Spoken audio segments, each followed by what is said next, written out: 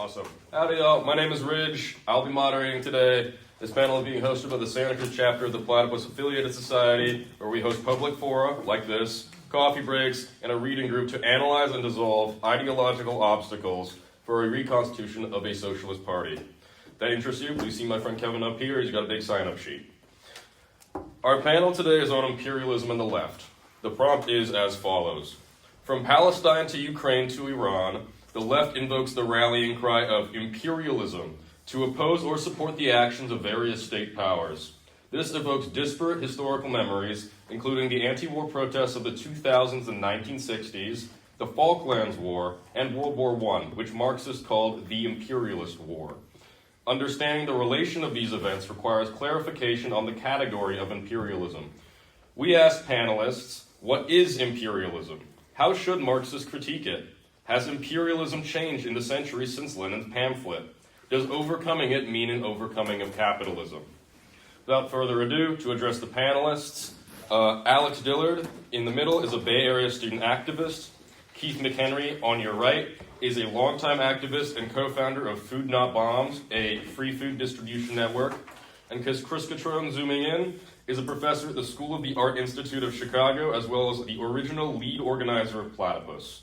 Panelists, you'll have 8 to 10 minutes each of opening remarks to address the prompt, followed by a round of responses where each panelist is going to have 2 to 3 minutes to respond to each other. After all that's wrapped up, we'll open the floor for audience Q&A. Okay. Do we want to go in the order I introduced you guys? So Alex, Keith, and then you, Chris. Oh, with me? Okay. Yeah, you can do that too. Cool. Well, I think Europeans have been very imperialist since 1492. It seems so, and they're extremely aggressive. And once the United States started, particularly once they got into, World War I was potentially the start of it, but really after World War II, once the U.S. saw that they could dominate the Pacific and Europe, they really went for it. But before that, you had like the Mexican War, where they take over like Cuba and Puerto Rico, and then and Philippines, and you have the Monroe Doctrine, all of these things. So the ideology of the United States has been to go out and get resources, which could be slaves, could be minerals, or like in the current war, it could be oil. And so it's a long history of that. And I would say that, for instance, a lot of people in the United States have this idea that the Russian special military operation into Ukraine was imperialism, as opposed to if you were around when the U.S. broke up Yugoslavia, and then they started taking over, and they had systematically took over all of the countries around the edge of what had been the Soviet Union, what is now Russia, to dominate them, including like organizing the Chechen War, which is a Western-inspired war, the war against the Soviet Union in Afghanistan with Mujahideen. So there's been a policy of the United States to have this dominance, and the financial dominance, to have the dominant currency, the petrodollar, and to not do what would make most sense for both Americans and for everybody else, which is to buy and sell things with other countries as equals. And but it's not interested in doing that. So it has this, and I think it's also rooted in eugenics. It's rooted in racism. That's why the U.S. is taking a beating in the Iran war, because they were so racist. They assumed that these people are primitive, people of color. They can't fight us. We're the biggest military in the world, blah, blah, blah. And because they so much hubris, they let themselves get their asses kicked. And it's going to be interesting to see if this is really the end of the U.S. empire or not. And it's growing closer and closer to appearing to be the end of the U.S. empire, and therefore the U.S. version of imperialism. There you go. Is that what you want to say? Yeah, that's fine. We'll get to Okay. arguing You about still- stuff you still soon have, enough. Like 6 minutes on the clock. Just That's okay. Okay. I think that's enough. It's like, yeah. Okay. I have a lot to say about homeless people and this war and stuff like that, but we'll do that in questions more. Yeah. Okay. Alex. Wait, so what was the question again? Yes, I can. Do you want me to just restate the problem? Yeah. Okay. So from Palestine to Ukraine to Iran, the left invokes the rallying cry of imperialism to oppose or support the actions of various state powers. This evokes disparate historical memories, including anti-war protests in the 2000s and the 1960s, the Falklands War, and World War I, which Marxists called the Imperialist War. Understanding the relation of these events requires clarification on the category of imperialism. We ask panelists, what is imperialism? How should Marxists critique it? Has imperialism changed in the century since Lenin's pamphlet? And does overcoming it mean an overcoming of capitalism? So, I want to first address something Keith said, where he said, and I generally agree when he said that what Russia is doing in Ukraine is not imperialism, but he didn't really go into the reasons for why.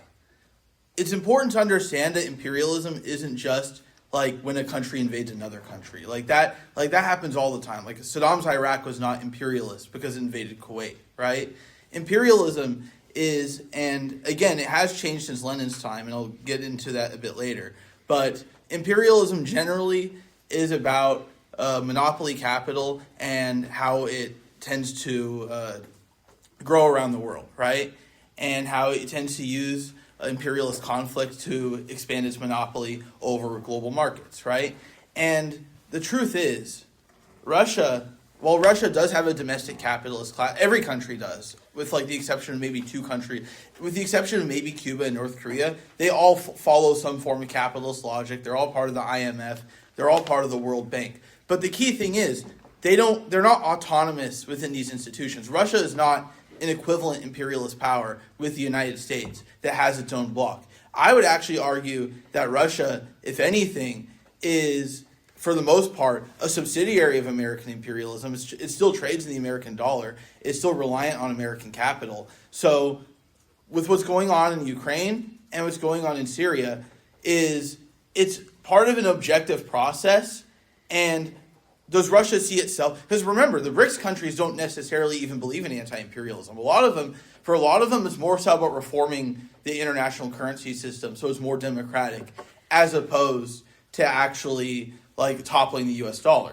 But it is important to understand that in regards to Russia, in regards to China, that objectively, there does need to be some disruption within the current world order in order for things to change domestically. Again, every single time there's been a sort of weak point within American imperialism, every single time that U.S. imperialism has suffered a major defeat abroad, it has only resulted in the labor movement and the American left growing in strength and growing in size. Like the anti-Vietnam War protests were brought up. Remember that from the period that the U.S. lost in Vietnam until like Reagan won in the 1980s, that was like a period of relative strength for the labor movement. And that was a period, like there were many people at the time who thought that the U.S. wasn't going to go on. The U.S. as it wasn't going to go on for much longer. The U.S. looked like it was losing at that time. Obviously, they were able to turn things around in the coming decades, but I think the thing is, imperialism, I'm tired, but I think that it's important to understand that imperialism refers to a system and not just like a set of policies or a set of or a set of actions that like a country can take, right? Imperialism isn't something that a country just like chooses to or not chooses not to.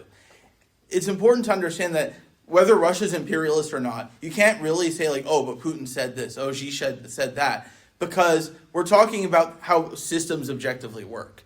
And whether we should defend these countries or not, it doesn't really matter what you think about China, what you think about Russia, what you think about Iran, or even in the cases of Russia and Iran, if they even did domestic oppression against the left, because of course they have, right? Like, Russia's current oligarchy is a result of literally U.S. intervention in their country with U.S.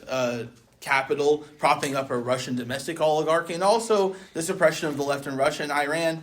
Like, they pretty much banned, like, Marxism is pretty much illegal inside Iran. But it doesn't really matter for us here, because again, we're trying to create, I wouldn't necessarily turn to use, I don't know everyone in the audience, but we are trying to create change here at home. And regardless of what we think about, like, oh, the Iranian regime, or oh, Russia, or whatever, objectively, we're not going to get any real change at home unless we see defeats geopolitically and economically for our elites and our ruling class. So, while of course we can acknowledge bad things that Iran and Russia might do, and we should definitely criticize them whenever they do face certain stepbacks. I do this all the time, but the important thing is, I don't think like a 15-person socialist party that like comes up with a declaration saying like neither Washington nor Moscow, neither Washington nor Tehran, only our party can like save Palestine or what. I don't necessarily think that that's productive. I see myself as more of a realist. Realistically, there's only two ways that you're going to create social change, and that is either by having the U.S. imperialism set back, or if I was more of a reformist kind of person, I could argue just work within the existing structure.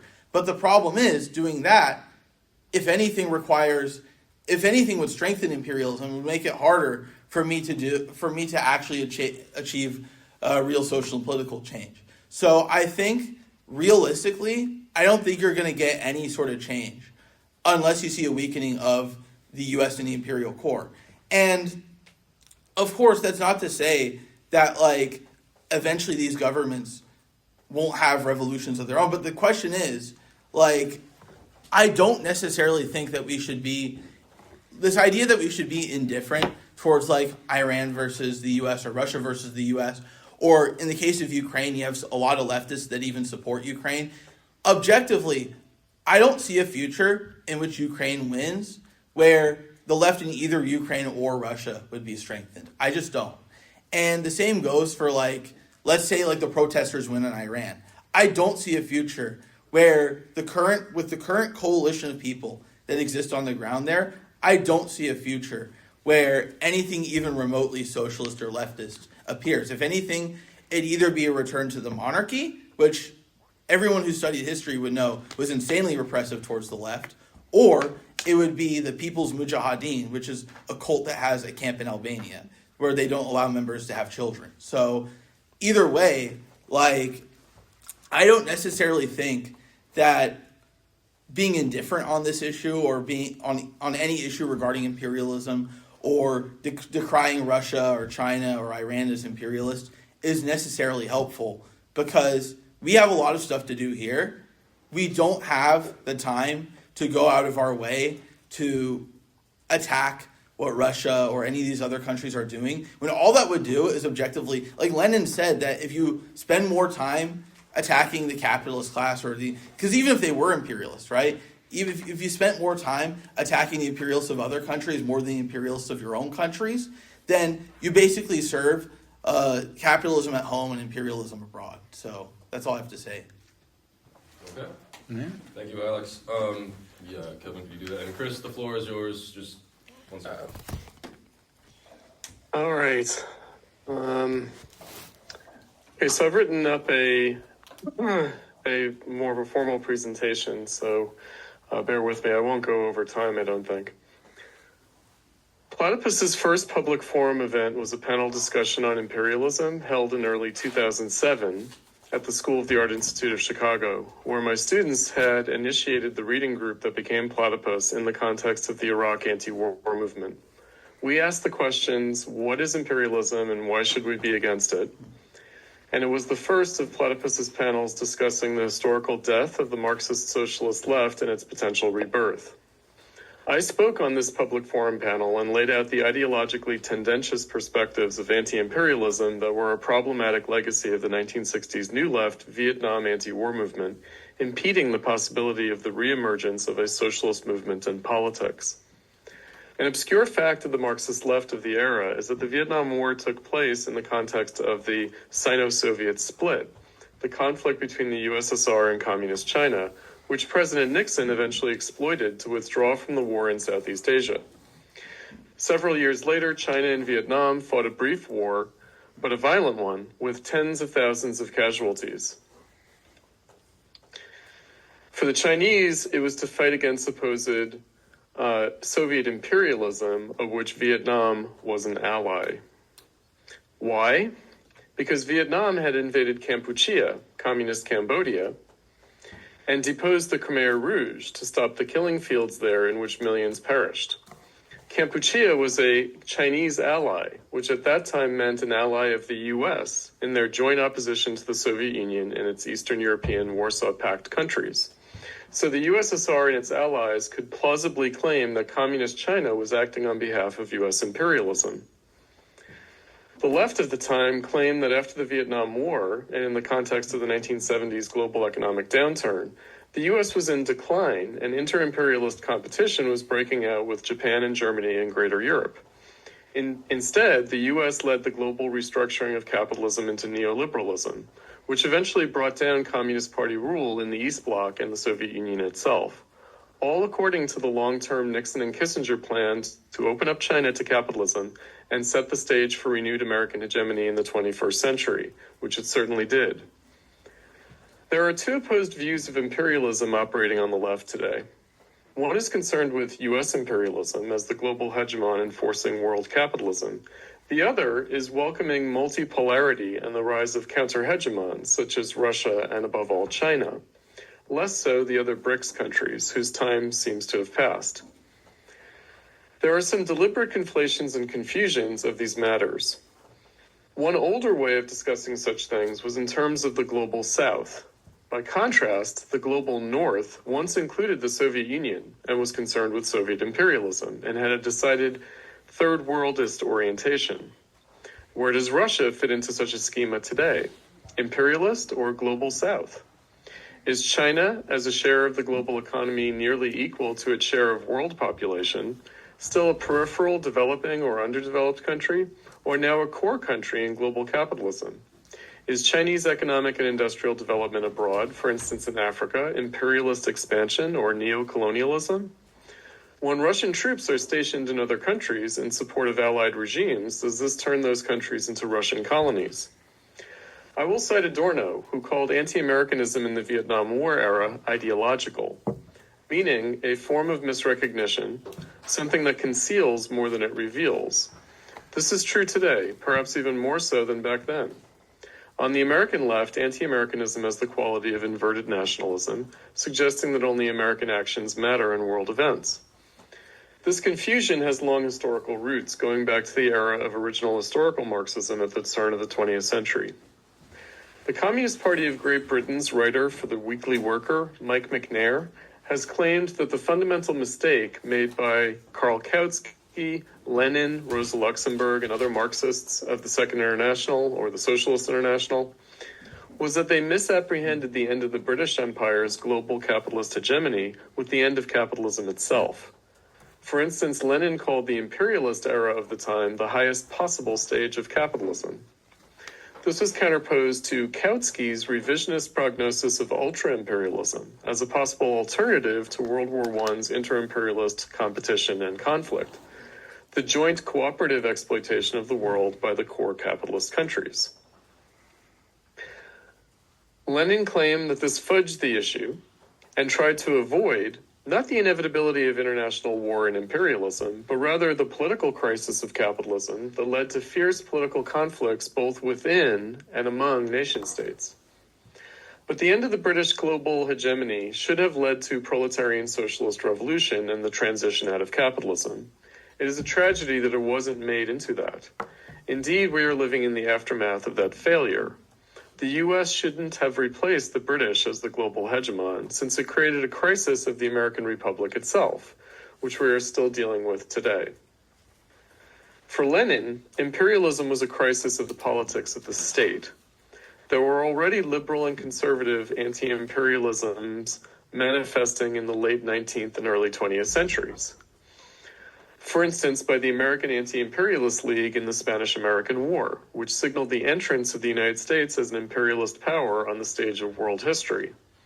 The election of 1900, in the war's wake, was defined by the contention between the anti-imperialist and former populist Democratic Party presidential candidate William Jennings Bryan and Republican William McKinley, who had prosecuted the war, resulting in the U.S. acquisition of Puerto Rico and the Philippines and capitalist penetration of Cuba, running for re-election, with new vice presidential candidate Theodore Roosevelt.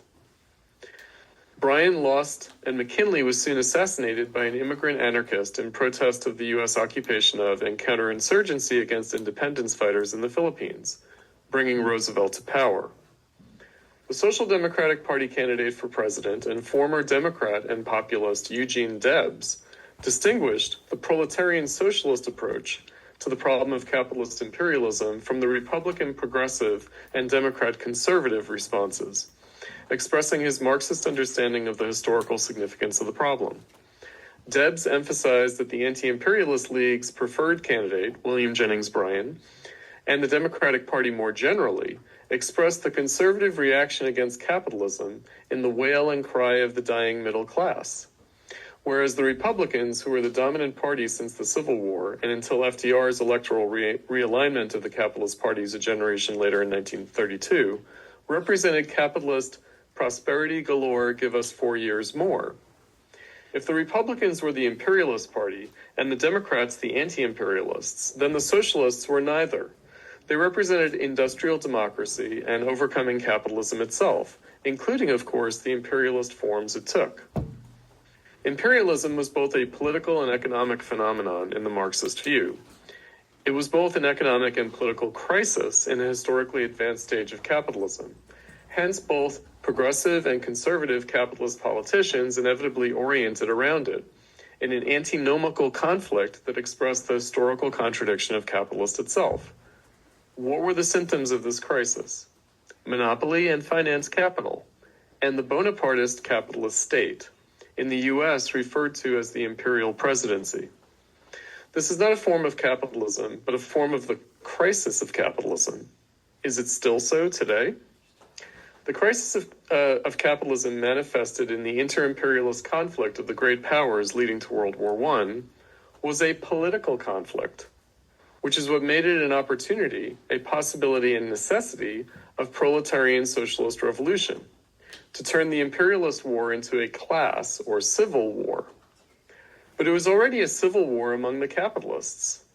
The great powers were part of the British-led global capitalist system. It was not a matter of national capitalist states. Capitalism, from a Marxist perspective, was never a national proposition of separate individual countries, but always a world historical one. It's one world historical crisis. The question for Marxists was how to struggle for proletarian socialism in the context of the breakup of empires, with nationalist uprisings and conflicts.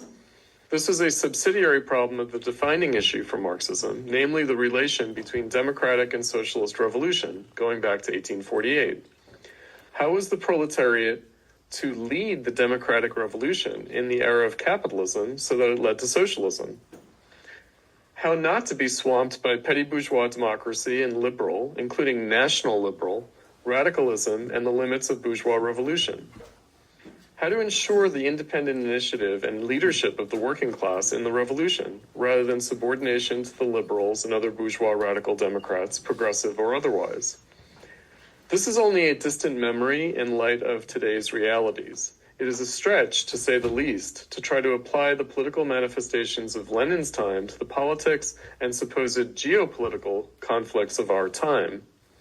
Unlike Lenin's time of the crisis of the British Empire and global hegemony, the political system of Pax Britannica in the emergence of industrial capitalism of the 19th century, this is not the end of the American empire or of U.S. global hegemony, but an opportunity and necessity of its renewal within a broader revolution of capitalism, as happens every 40 or 50 years, economically and politically. Trump represents the crisis of neoliberal politics in both the Democratic and Republican parties, a crisis of electoral appeal, policy agenda, and ideological justification after those of neoliberalism have worn off. It is also a crisis of post-neoconservatism in its policies and ideology. But we must ask the reasons for that ideology. The task of the 21st century as a second American century. For it is not only Americans who might want it or not, but the world that might still need or even want American leadership and a global role for the U.S., both economically and politically. The entire world depends on the U.S. Interestingly, the U.S. already depends far less on international trade than other countries, even less than China does. Marxists of Lenin's time were wary of ideological anti-Britishism as an excuse for politically reactionary and no less capitalist phenomena, such as German great power aspirations. Marxists were not sympathetic to the rising capitalist powers against the ruling one. Today, this is complicated by China's ideological claim to communist politics. Is China a rising capitalist power against the US or a force for socialism? What if it's neither? Certainly Russia is neither. The military conflicts of our time in the Middle East and Central Asia, for instance, not only Iran and Israel, but Pakistan, India, and China. Where should socialists side, if at all, in such wars, potential and actual? Where does the U.S. stand in relation to them? How, if at all, should American socialists be oriented to the political problem of imperialist capitalism today, looking ahead to the struggle for proletarian socialism? How does imperialism and its conflicts point beyond capitalism, if at all? The current war in the Middle East is misleading as an indicator of the future. It is more an expression of the unfinished business of the past, putting an end to long-simmering conflicts without a future, as countries such as Saudi Arabia and the Gulf states and Turkey want to move on. So do the people of Iran. Islamist ideology is a thing of the past. Anti-Americanism is a Cold War relic of an ideology, already old in the 1980s when the Islamic Republic originated. It is weak and lame. It expresses a lack of imagination on the left. But it is not true to original historical Marxism such as Lenin's. It is an inverted American nationalism, especially among Americans. It is an apologia for non-American capitalism, such as that of the Europeans and Asians, but also Latin American, Middle Eastern, and African capitalism. Socialists today should be faced to the future, warned but not beholden to the historical phenomena and oppositions within capitalism of the past. History serving as a critical and not dogmatic resource for thinking about our possibilities and tasks today. Imperialism is a term from a bygone era that reminds us not of eternal realities, but of our own failure to rise to the necessities of our time. Workers in the US, Asia and China, the Middle East and Europe, Africa and Latin America are jointly exploited and oppressed by capitalism and must struggle together to overcome it. Socialists in America should accept the responsibility of the central leading capitalist country appropriate to this task.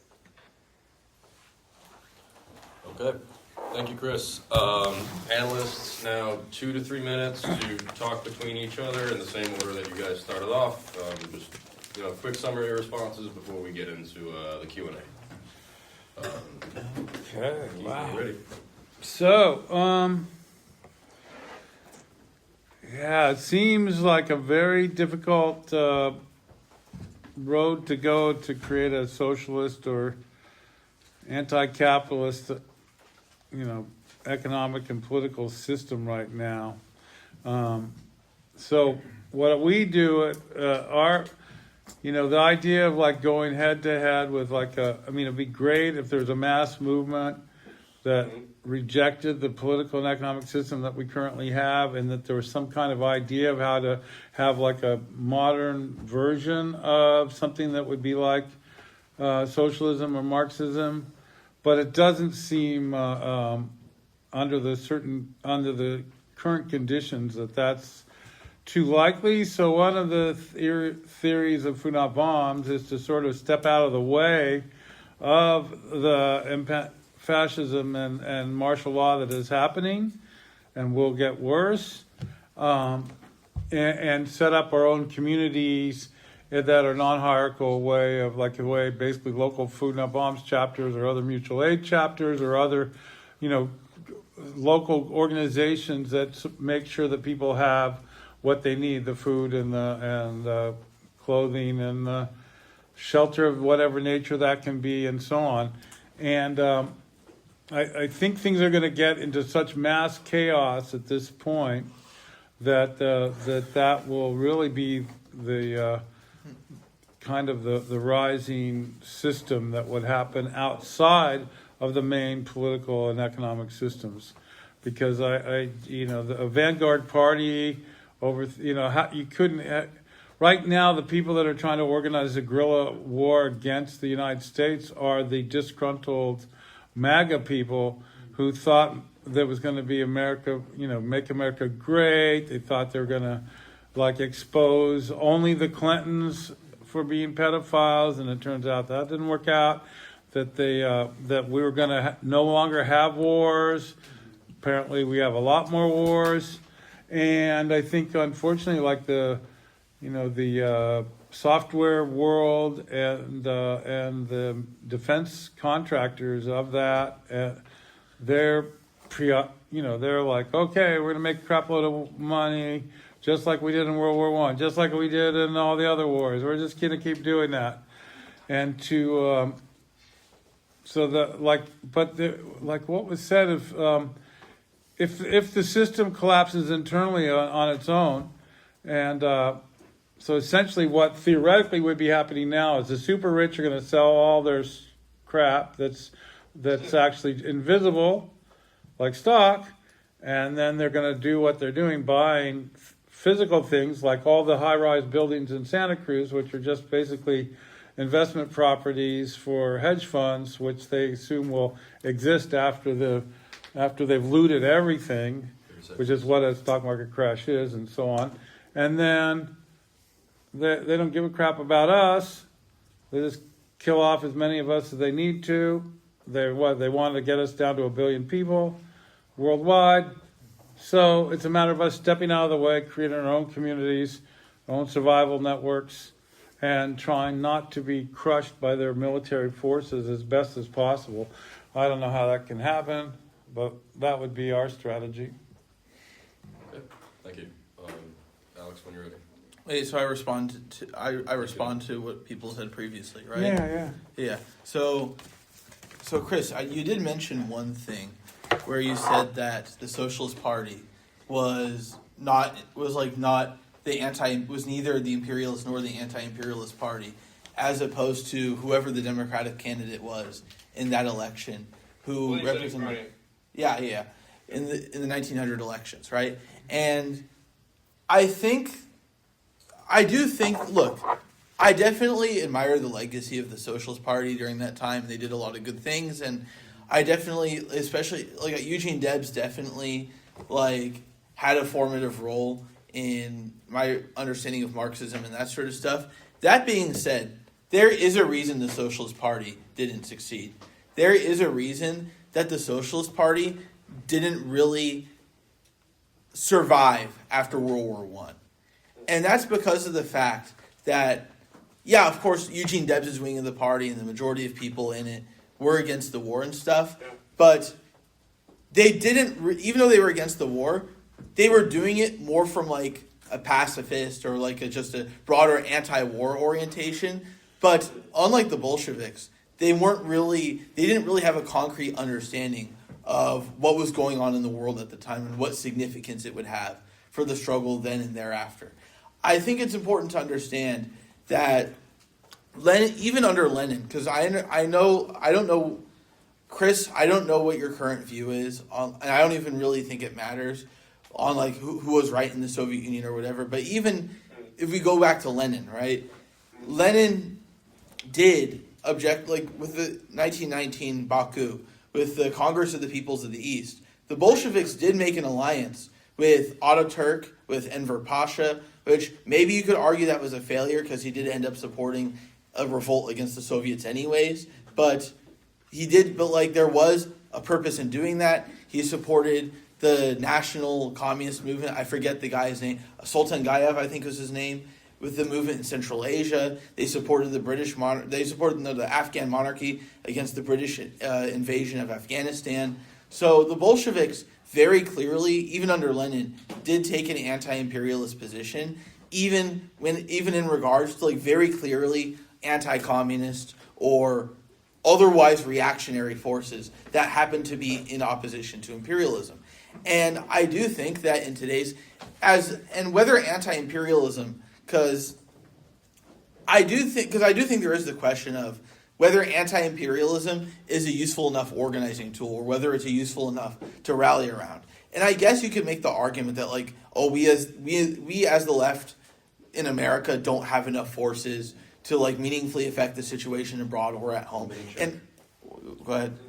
And I kind of understand that point, but it's also important to understand that anti-imperialism, or at the very least, opposition to specific wars going on right now, is a bridge that you could use to build with not only the disgruntled sections of the Democratic Party, but also, as Keith mentioned, I do think we should be building a coalition with disgruntled or ex-libertarian / MAGA type people. And a lot of those people, a huge number of young Republicans, have come over to these positions when it comes to Israel-Palestine, to a lesser extent. Also, even with Russia-Ukraine, a lot of young Republicans pretty much agree with what I have to say when it comes to us not aiding Ukraine and stuff. So,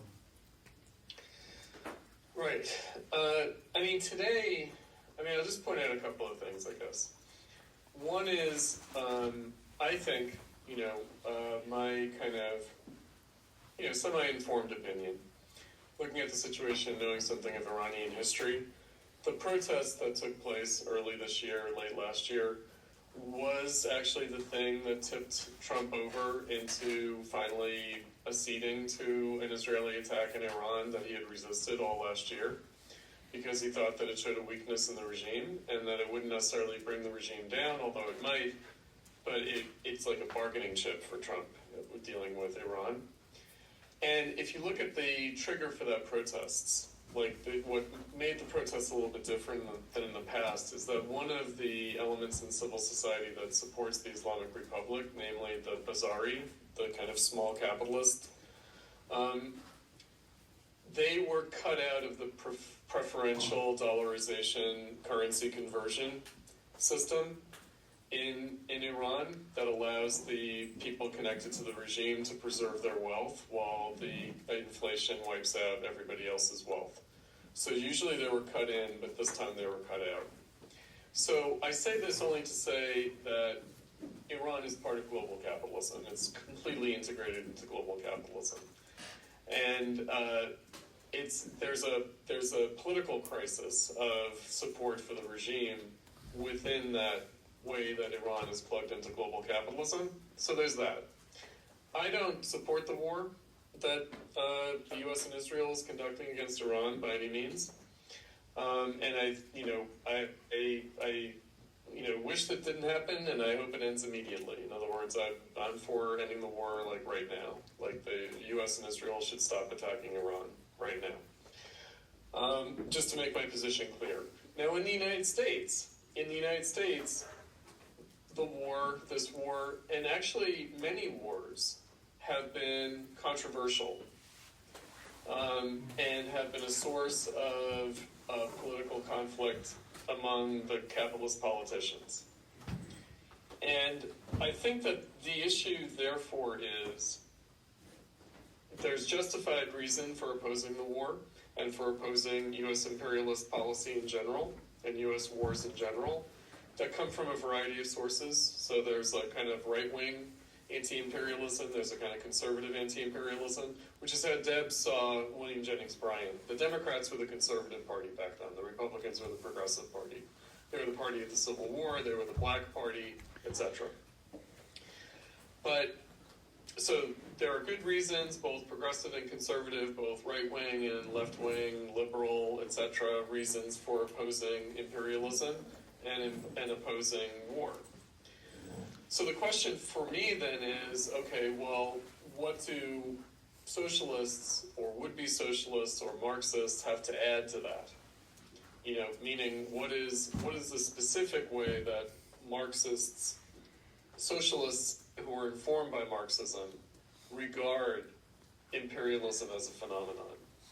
Because generally Marxists don't regard it as like a bad policy, or as the government being hijacked by bad interests, right, like monopoly and finance capital.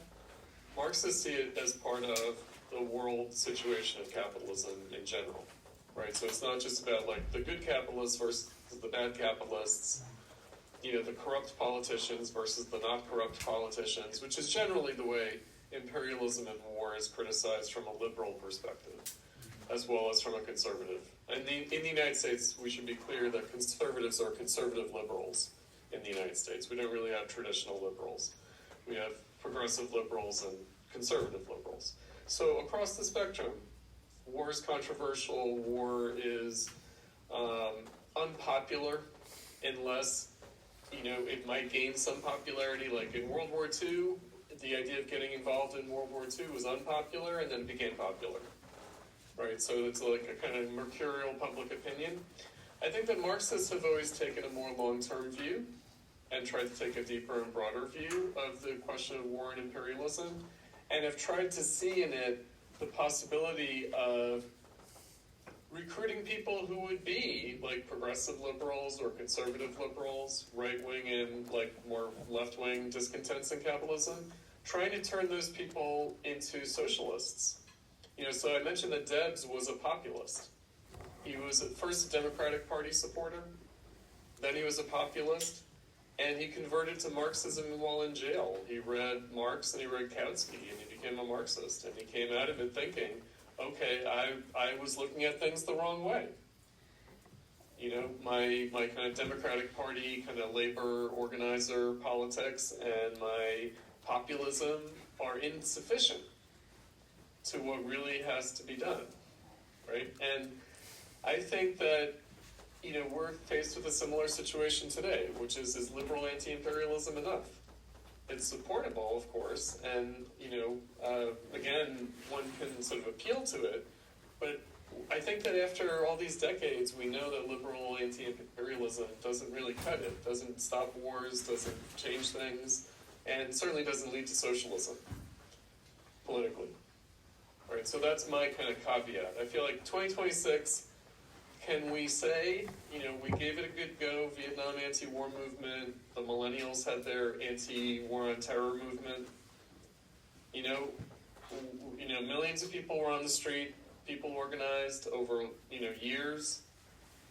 It didn't help us build a movement to actually overcome capitalism and imperialism. Okay. Thank you, guys. I'm going to open the floor up for audience Q&A. Keith, you wanted to say something?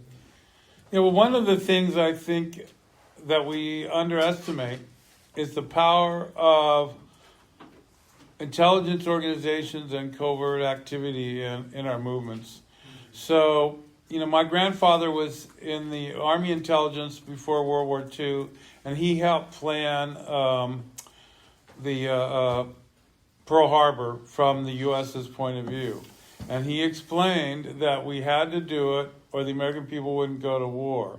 So they set it up, you know, they brought in the Pacific Fleet to Pearl Harbor, they lined them all in a row, they got a cameraman to be on the deck with a 4x4 camera, they had the Hearst people all ready to get the film, and that's how they did it. And then before that, Hearst and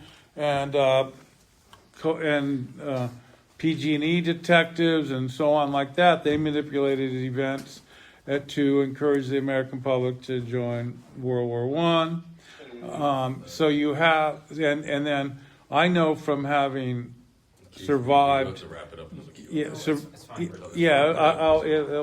So I've survived 50 years of very brutal covert activity against myself.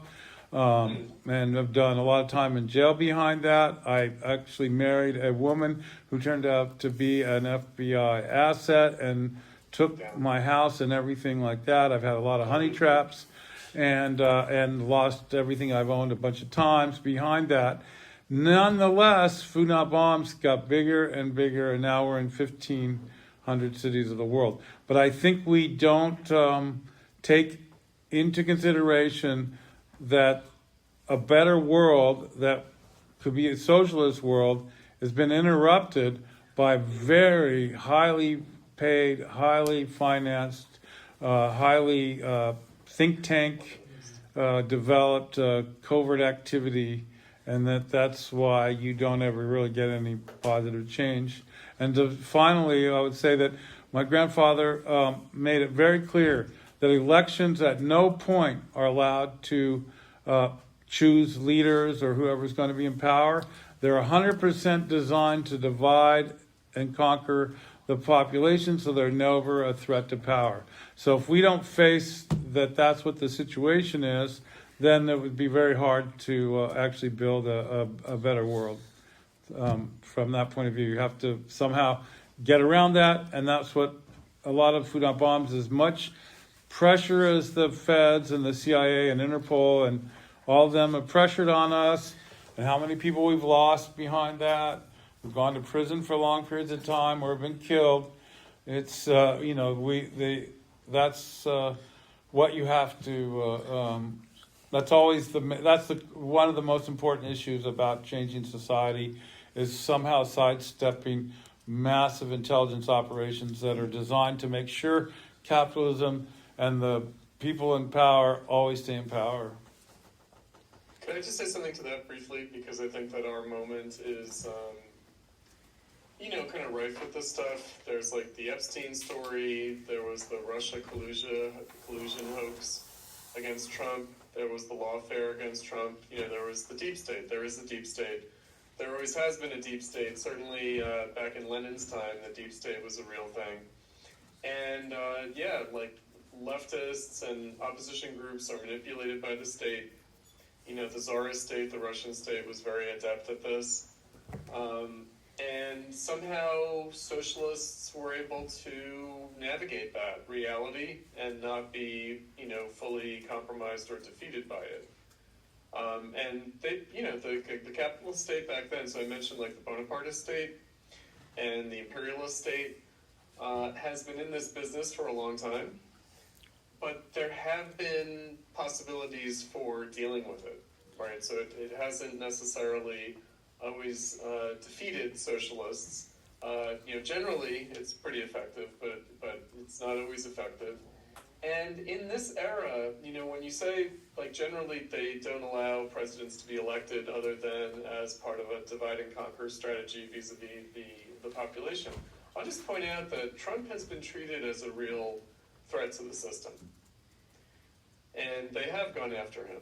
And I think that they went after him as much as they could without wanting to trigger more January 6th type kind of out of control, like riots, uprisings, and even right-wing terrorism that they might fear might have come from just taking Trump out.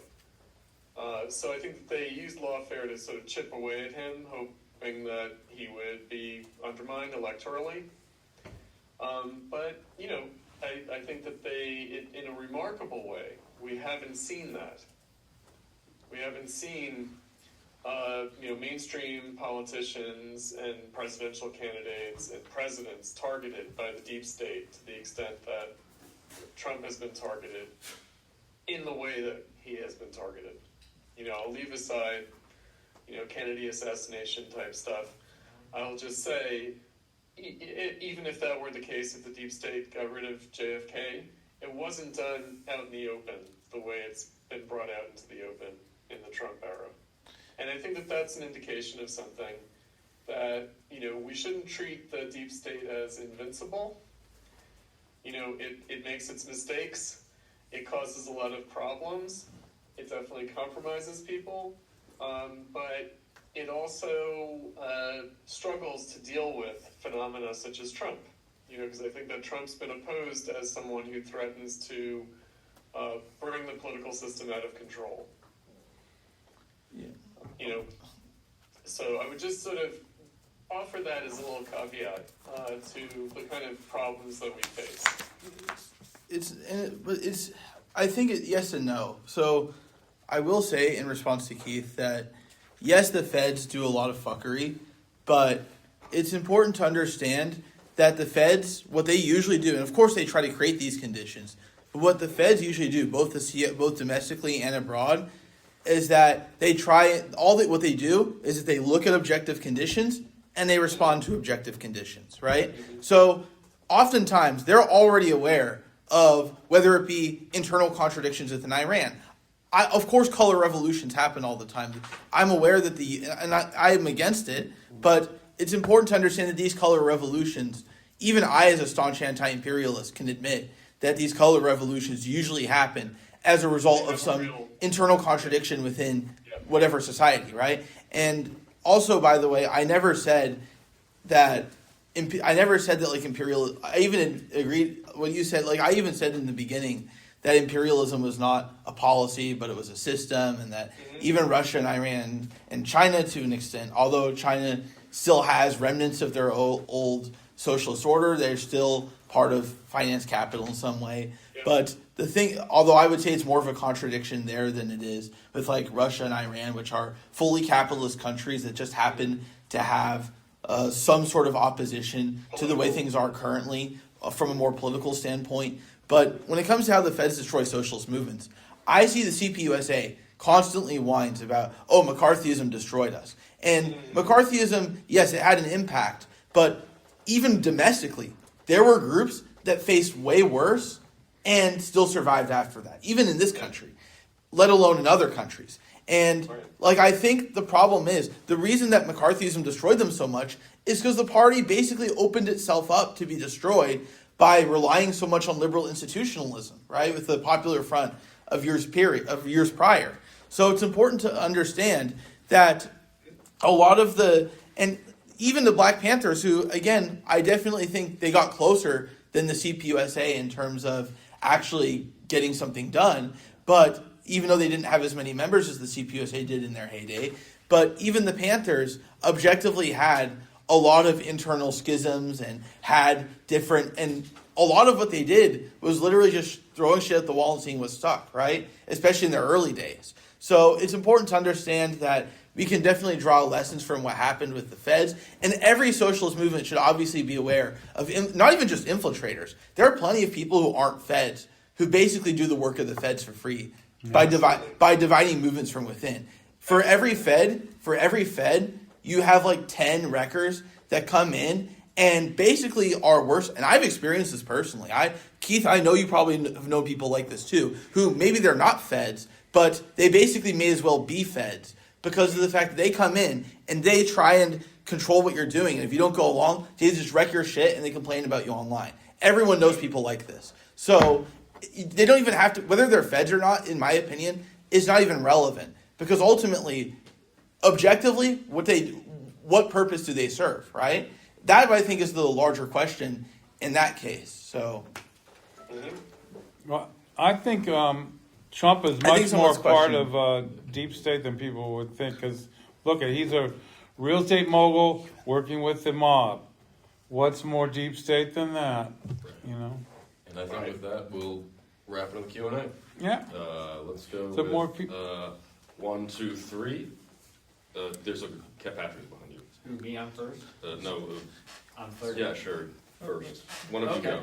Hey, all right. Okay. So I thought there was an interesting moment in the conversation where Alex was like, okay, you raised Eugene V. Debs, but I'll cite Lenin, look,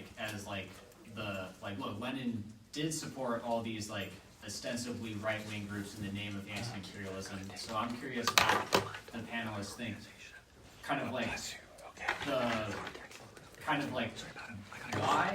Why has the Marxist left, and maybe, the anarchist left or whatever, supported a right-wing anti-imperialists, and like what's like the nature of that support? Wait, repeat that. So, like, the last part. So like basically why did Lenin support like, you know, these various right-wing factions for like anti-imperialist reasons, and what was the nature of that support? And say like also maybe like why did the anarchists maybe support via assassination the sort of right-wing but anti-imperialist movement in the Philippines? So, I can't really speak to the anarchists and what they did, but I can speak on why Lenin held the position he did, which is that, well, one, obviously, like, no matter if you're a socialist country or a capitalist country or whatever system you hold, you have to take your geopolitical interests into consideration. That's just a fact. And maybe you could argue that they did what they did out of geopolitical concern rather than over ideological concern. But let's say socialism was to take power in America, these geopolitical concerns wouldn't go away. We would just have different geopolitical concerns. Or if any socialist movement took power anywhere, geopolitics doesn't just disappear itself with the absence of capital or capitalism in said country, right? So it's important to understand that the Bolsheviks, the way that they supported Ataturk, again, you could argue that this is mostly a geopolitical move. They wanted to see an independent Turkey that was more aligned with it, even if it wasn't necessarily communist or at least more neutral.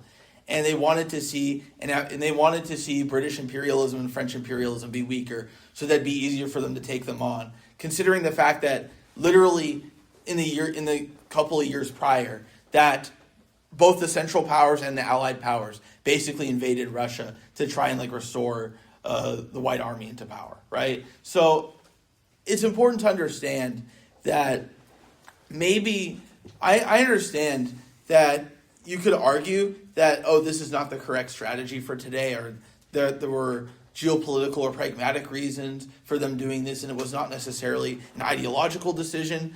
But it's also important to understand that in any context of a socialist movement or country taking power, you are going to have to make these kinds of compromises. Even if you're out of power, you are going to have to make these kinds of compromises. And like I said earlier, I'm a realist. You kind of have to make these compromises if you want to get anywhere. And maybe you could argue that we're in a different situation today, or maybe that these different forces or we're not significant enough to make these sort of alliances, or maybe that it doesn't matter. But the point I'm trying to make is even the Bolsheviks recognize the fact that you can't, that in some cases, especially in a lot of these semi-colonial countries, you didn't really have a major communist movement or anything, or even a major proletariat in the context of Afghanistan, for example. Even today, you don't really have much of a proletariat in Afghanistan. And back in the 1920s, like, forget about it. It was a feudal society. And in the context of, and while this may not necessarily have been the case in, like, let's say, the post-Ottoman period in Turkey, it was still a country that had an agreement, imperialist agreement forced on it, that basically imposed every single unfavorable term they possibly could have. Which is why I think, from a strategic angle, it made sense for Lenin to have supported Ataturk and Enver Pasha in that context. So, let me say something, maybe broaden the context for it. So, a couple of things. So, it was the period of the breakup of empires. And that was the agenda of Woodrow Wilson and his 14 points in the League of Nations. And this agenda was stalled in the 20s and 30s and really only fulfilled after World War II. But it was the intention of the Americans in taking over the British capitalist led world order that that these colonial empires were a political liability. Now, in the case of the Ottoman Empire, it was one of the Central Powers, so it's one of the losers of World War I. So it was a kind of colonial frontier for German capital, like the Austro-Hungarian Empire. And the breakup of both the Ottoman Empire and the Austro-Hungarian Empire, in some ways, laid the groundwork for future conflicts for World War II and even for conflicts up to today.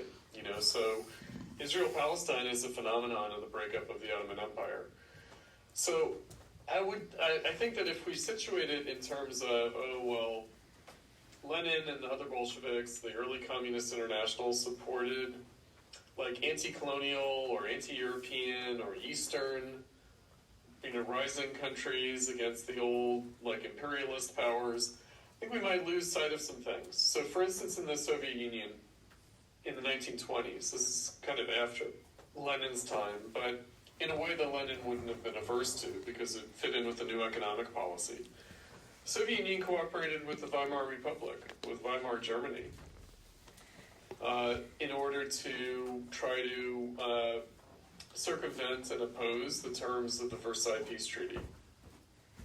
Right, so they dealt with like a major capitalist and in Lenin's understanding imperialist power, namely Germany, who was on the wrong end of the stick of the post-World War I settlement, right, at a mutual advantage. They allowed Germany to rearm via developing an arms industry in the Soviet Union. It's the Treaty of Rapallo. Right, so there were, what you're calling geopolitical, but I would just say maybe military and strategic reasons for these kinds of alliances, and they were alliances. Now, what I will say also is that it didn't work out very well. So generally speaking, when communist parties in these countries went along with strategic alliances made by the Soviet Union for military, political, strategic reasons, usually it meant the suppression of the communists in those countries. And Germany, not the case, but in the Middle East, especially like after World War II, communists supported Arab nationalists, and they made themselves vulnerable to being suppressed. In China, in the late 1920s, the communists supported the nationalists and left themselves open to being repressed, to being massacred, in fact. So it didn't work out well. And I think that the kinds of tactics, strategies, choices, decisions made by the early Soviet Union and by the Communist International in terms of the Baku Conference, I don't think they serve well as models, and they don't necessarily lay down principles. I think that in terms of principles, I think that the Soviet Union was interested in trying to support more democratic versus anti-democratic elements throughout the world. Again, was interested in fighting against the very undemocratic, oppressive, and exploitative terms of the Versailles Peace Treaty and the general settlement after World War I. Was interested in military buffers against British imperialism and its hostility to the Soviet Union, like in Central Asia. But that, again, the principle of these kinds of decisions can become murky and therefore might not serve as models for us now. And maybe weren't meant to serve as models for us now. Right? So I think that it's on us to struggle with this history and figure out what it might mean for us, and also what it might not mean for us today. You can't just apply it. It's not like, the Bolsheviks did a red-green alliance with Islamists in Central Asia and with nationalists in Turkey. And therefore, that tells us what marginal ideological people like us should feel about the Islamic Republic in Iran. I don't think it translates. I don't think that it's equivalent. But you have more. I don't know if that More answers hands the over question there? or not. Keith, do you have anything to say? I did an interview with an anarchist in France that was published early on in the COVID scam, and one of the things that I think the title of it ended up being is "I'm done with the left-right divide." It's the people versus the technocratic oligarchs. because that's really, and you can see that with the Peter Thiels and the whole thing where you've got like this massive digital prison that's being built. And what's interesting is that all the Russia has the same infrastructure, same theories of digital control that China does. I think the way Iran had to do it, it was like more old school with, with on the street surveillance and everything, more so than a digital path that other countries have gone, Japan, Brazil now, and so on. So I think that we're in such a different world situation now. A lot of it because of technology, because of people running AI, believing they have enough data to control us, that they got enough data to wage these wars successfully. But in the end, really what people need is food and water and shelter and friendships and culture. And I think that's why different, why there's so much support internally to Iran now. One, they were galvanized. Whatever divisions existed before they were attacked in the summer disappeared, as a direct result of that. And I think a lot of it is people just want like this human thing. That's why I think religions are often coming back or being more supportive, because this whole totalitarian technological alienation that goes on, it's just so overwhelming for people. They're grasping for something, and that's even what the Trump supporters really were looking for. They were duped, but they were looking, that's what this fundamentalist Christian blah, blah, blah stuff was. It's this grasping for humanity, which does not... And that's where a potentially ideological aspect of communism and socialism being less successful is they weren't exact. I know as myself, I've grown up as a leftist.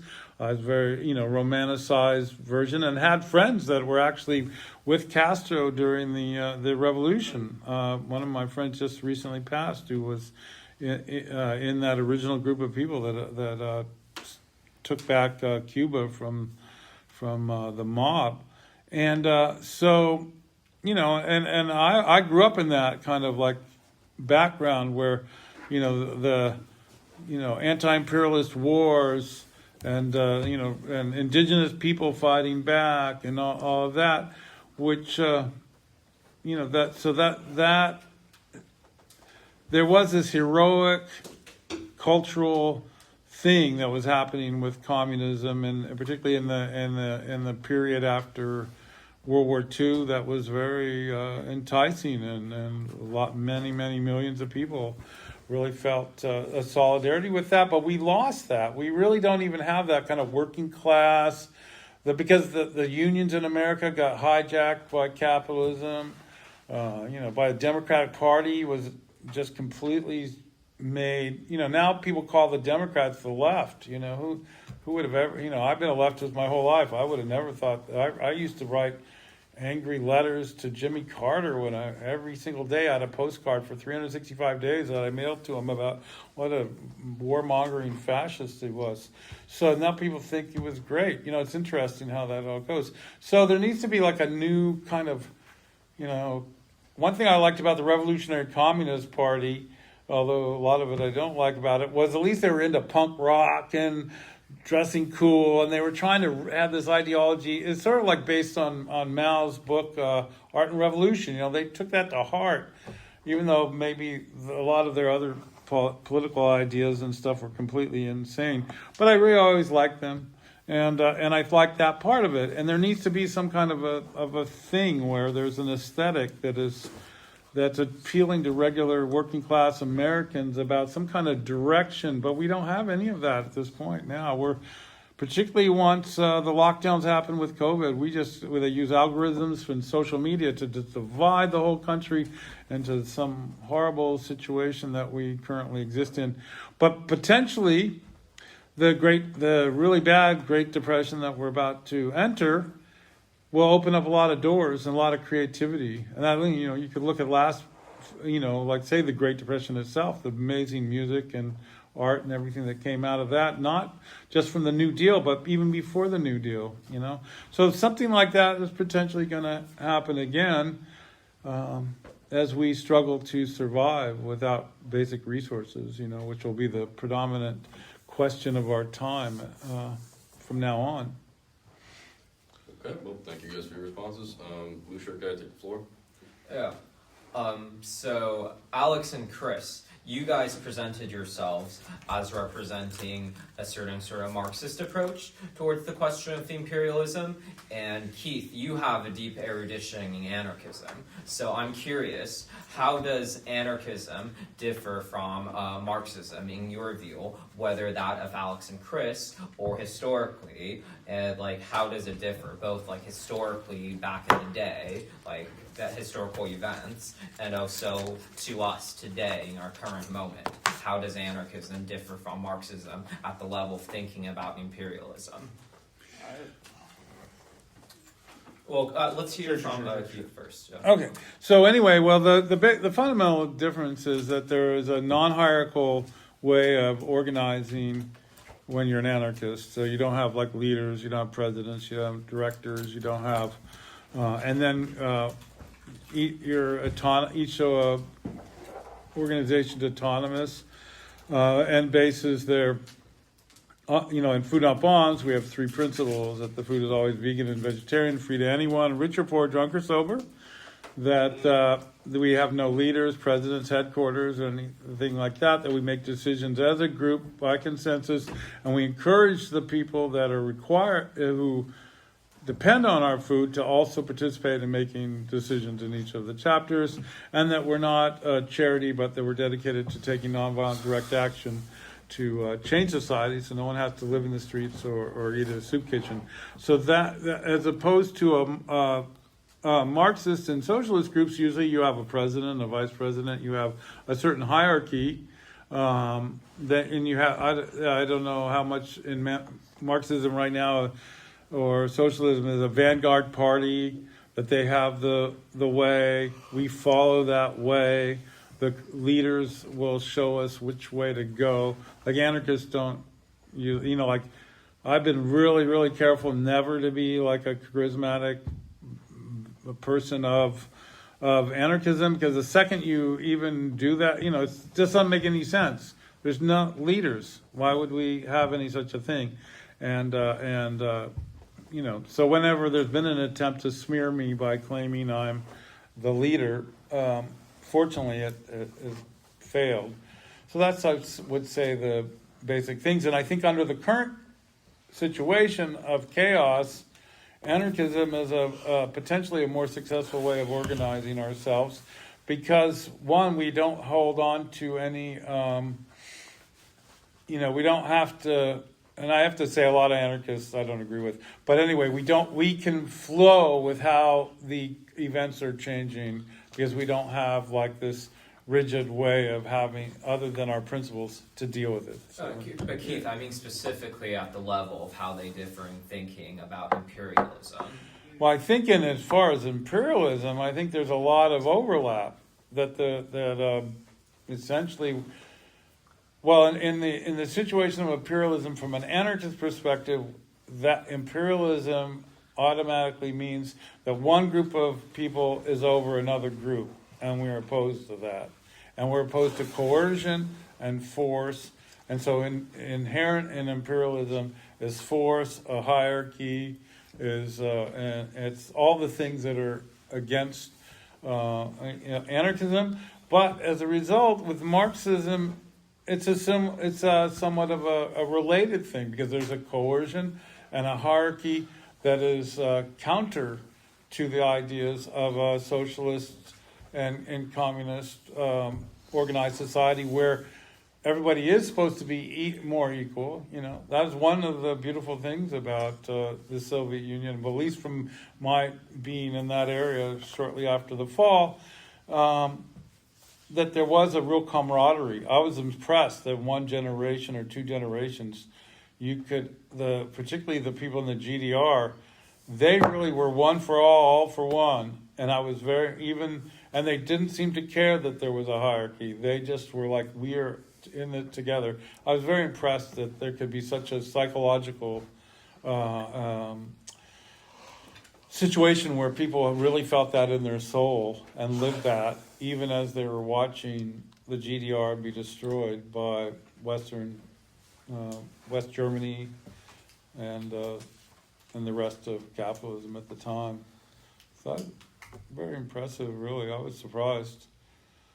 I really enjoyed hanging in the Warsaw Pact countries as the fall was happening. It's pretty interesting.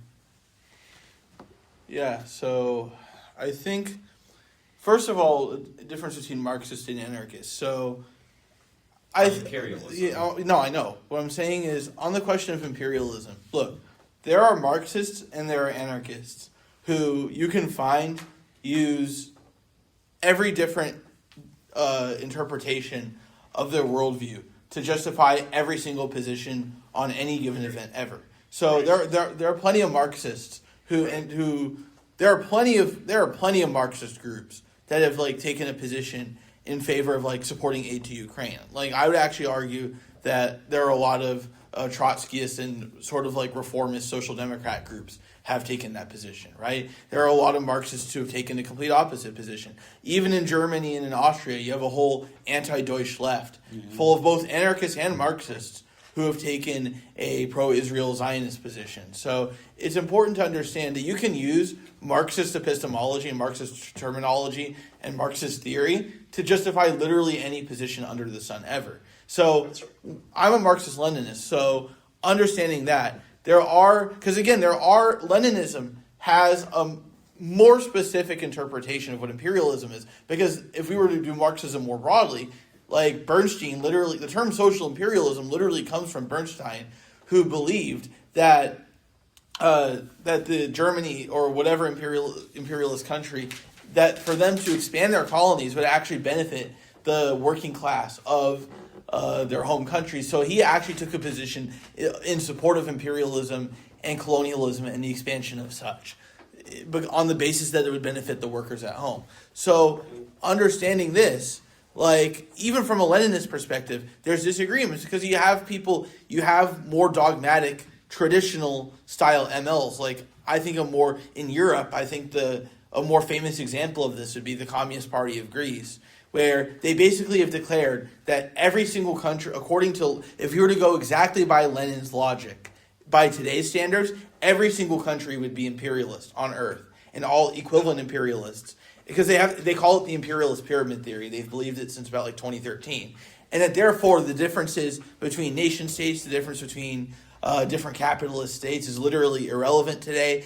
and that we should just make calls to organize around class, like almost a left communist position, really. Yeah. But the important thing is that I think that from the angle, I do think it is important to understand that in terms of like the actual theory, there is a much clearer idea of what imperialism is from a Marxist angle, because at least with Lenin, he tries to define it as being like a higher stage of monopoly capital and the expansion of monopoly capital in consolidation of it through world markets and stuff. But the thing with anarchists is, and like again, some anarchists, like I know Bakunin, actually not Bakunin,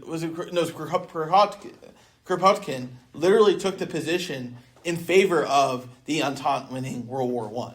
So it's important to understand that, or the Allied powers, or whatever term is being used. Including Russia. Yeah, he supported them winning World War I because of the fact, and his whole justification was that it would be better for democracy, or it would be better for the democratic situation, to where you had Malatesta, who was a much more staunch anti-imperialist. Again, even today in anarchism, Keith McHenry, I've known him for a while. I know he's an anti-imperialist. The unfortunate reality is the majority of anarchists don't actually agree with the positions that Keith holds. And I think he can admit this. Because the thing is, you have for every Keith McHenry, you have 100 Alexander Reed Rosses, which, Chris, I'm pretty sure you're familiar. I think you know who he is, right? Alexander Reed Ross, Yeah. Yeah, he is basically, he teaches at the University of Portland. He is basically what I would call an anarcho-neocon, in the sense that he may be like call himself Antifa domestically, or he may domestically be like aligned with like the more what I call anarcho-liberal sort of things. But and that's basically what he is domestically, but or radical liberalism. But the thing is that he sees, because the thing is, a lot of anarchists, including Kropotkin, saw anarchism as an evolution, or the highest evolution of classical liberal ideas of freedom and democracy and that sort of stuff. So I've known anarchists personally, because again, with anarchists, you can't get it consistent. There's different anarchists who believe different things. But a lot of anarchists I knew, and a lot of anarchists I've read, who were more academic anarchists, had the view that because anarchism was a evolution of the classical liberal ideas to the height of the taken to its logical conclusion, that therefore, because that was impossible in the current conditions, that the next best thing to do was to support liberal democracy and to support liberalism wherever, which is why Alexander Reed Ross and a lot of anarchists took a position of basically supporting U.S. imperialism, because they say, okay, because it is liberal democracy, that therefore we're going to side with it because it's closer to anarchism than anything these other countries represent. And the thing is, like, even one of my high school teachers, he believes in this sort of stuff. He even told me that he was voting for Pete Buttigieg because of the fact that he represented liberal democracy, and like that was like the next step from anarchism or whatever. You would be surprised how many anarchists are comfortable with imperialism from that angle. And this is not like a new thing. I get it's more common as of recently with the whole this whole online anarchist or libertarian socialist milieu. But this is a problem with anarchism that you can trace as far back as Kropotkin, and in some cases even as far back as Proudhon, if you look at some of his writings. Proudhon, absolutely, yep. I mean, let me say something about this. So I want to come at it with a slightly different angle. And the angle that I want to take is that Marxists want to understand the historical necessity of both capitalism and indeed of imperialism. Meaning, what is its objective necessity? And that's a kind of complex question. Objective necessity doesn't mean just economic necessity, it also means political necessity. So in my opening remarks, I brought up the Marxist concept of Bonapartism, of the capitalist state. Because generally speaking, we don't like the capitalist state. We don't like the police, we don't like the permanent bureaucracy, the administrative state. So as far as liberal democracy is concerned, it's clear that the era of capitalism, starting in the 1800s, has been a serious curtailment and even violation of classical liberalism and democracy. So ironically, it's in the period of the expansion of the suffrage and the achievement of universal suffrage for both men and women, corresponds to the era of what we know of as the police state and what is euphemistically called the administrative state. Now, the difference with anarchism is that Marxists and anarchists both agree that this state should be overcome, that we should get rid of this state. The difference being that Marxists understand the historical necessity of this state, meaning try to get at the reasons why this state exists, especially because generally nobody really likes it or no one really justifies it. I mean, I guess fascists try to justify the state by identifying the people in the state. But short of that, generally people think that the state is a necessary evil. Right? So it's an evil, but it's a necessary evil. So the question is, okay, how do we get rid of the necessity for this evil that we can all agree is an evil? And that's the difference between Marxism and anarchism. And I understand the Marxist perspective that I have leads me to understand that imperialism is a projection of the state abroad, that it has domestic roots and it's projected abroad. And again, in a place like the United States has a special role in world capitalism where it is the quote-unquote global cop. And so the question is, why does the world need a global cop? Why does capitalism need a global cop? Why does the U.S. have to play this role? Especially because if you ask people, including like Pete Buttigieg or even Hillary Clinton or even Condoleezza Rice, it's like a neocon, if you ask them, their preference would be that the U.S. not play this role. Right? Their preference would be, oh, of course, in an ideal world, we wouldn't have to do this. Marxists have to ask the question of what is preventing us from doing away with this necessity? What's preventing us from overcoming this necessity?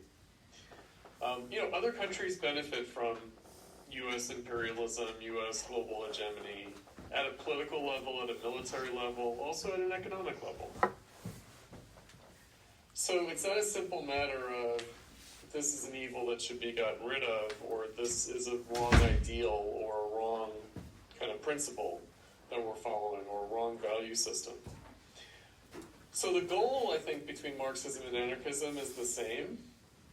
But the question is, how do we get there from here? How do we achieve that goal? And how do we overcome the reason why we have this thing, why we suffer from this evil that we do?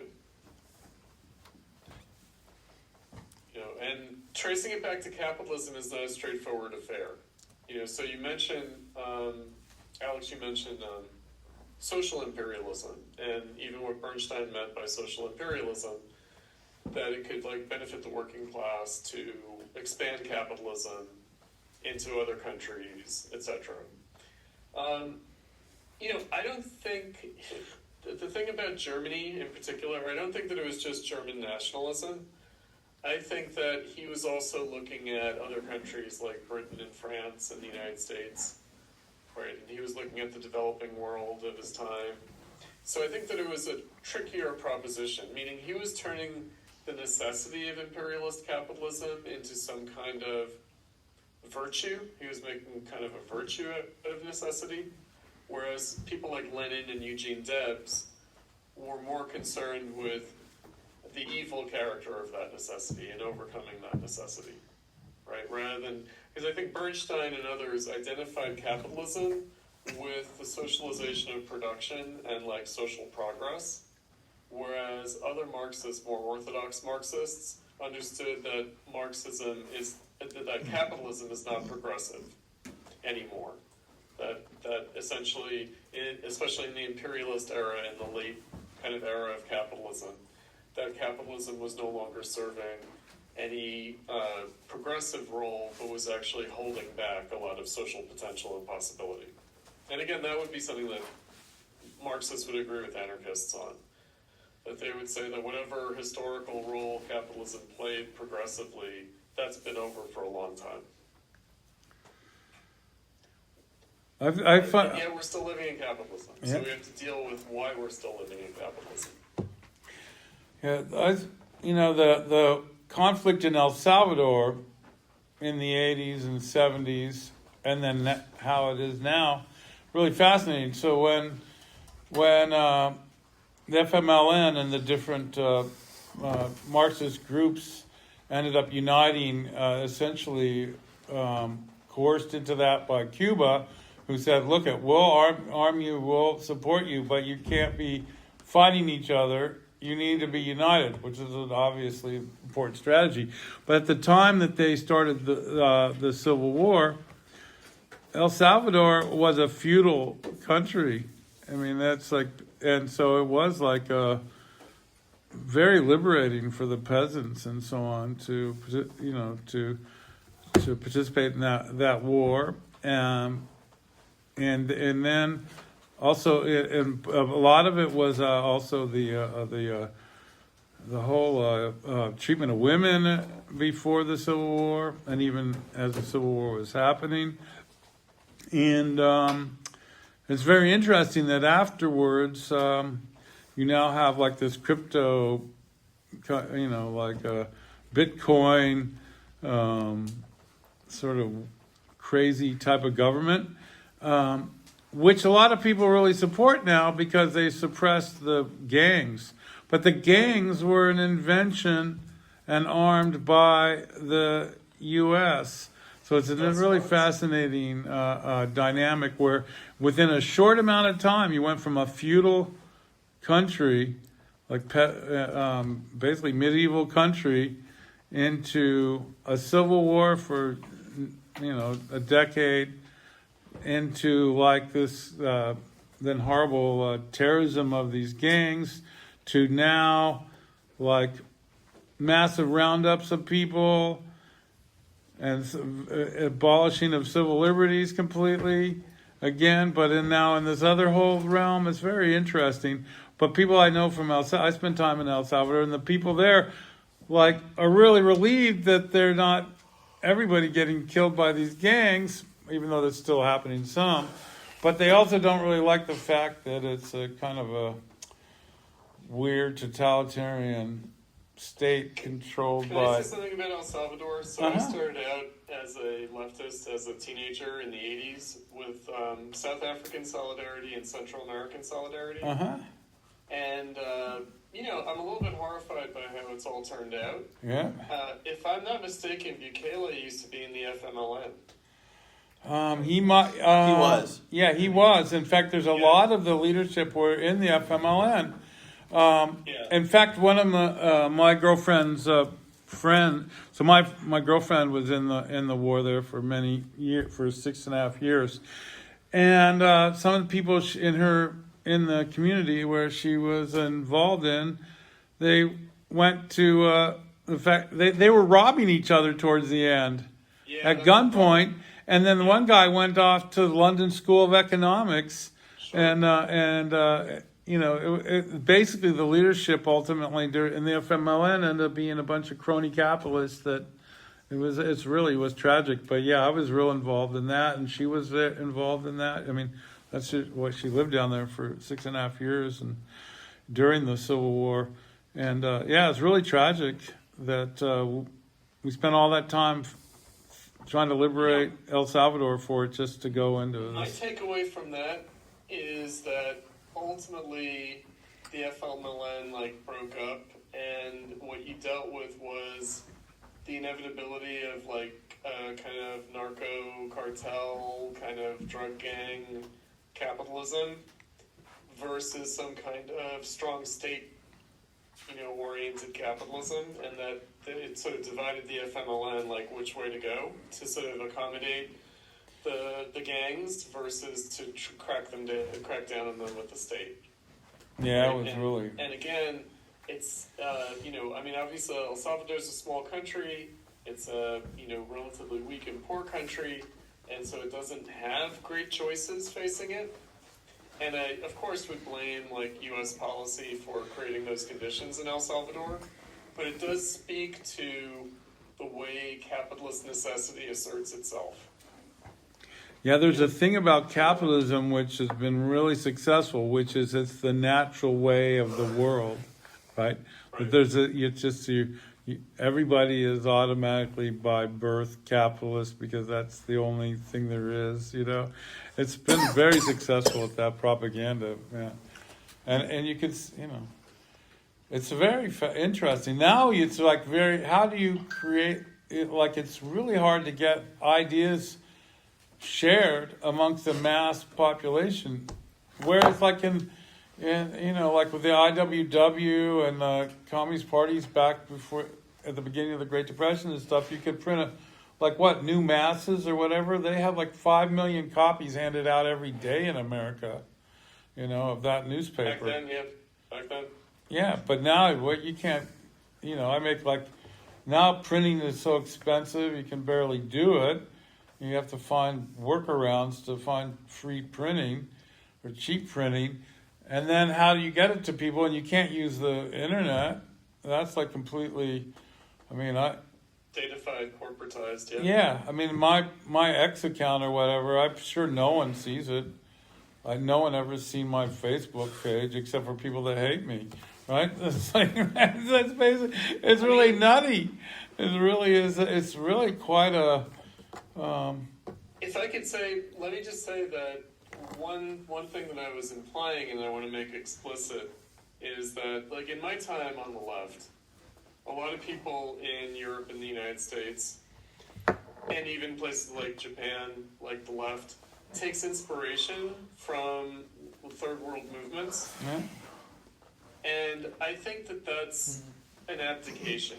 And a lot of it has to do with anti-imperialism and solidarity, because really we have it on us to set an example for people elsewhere. You know, people in El Salvador need us to struggle for socialism here, to change conditions, to help them get out from the situation that they're in.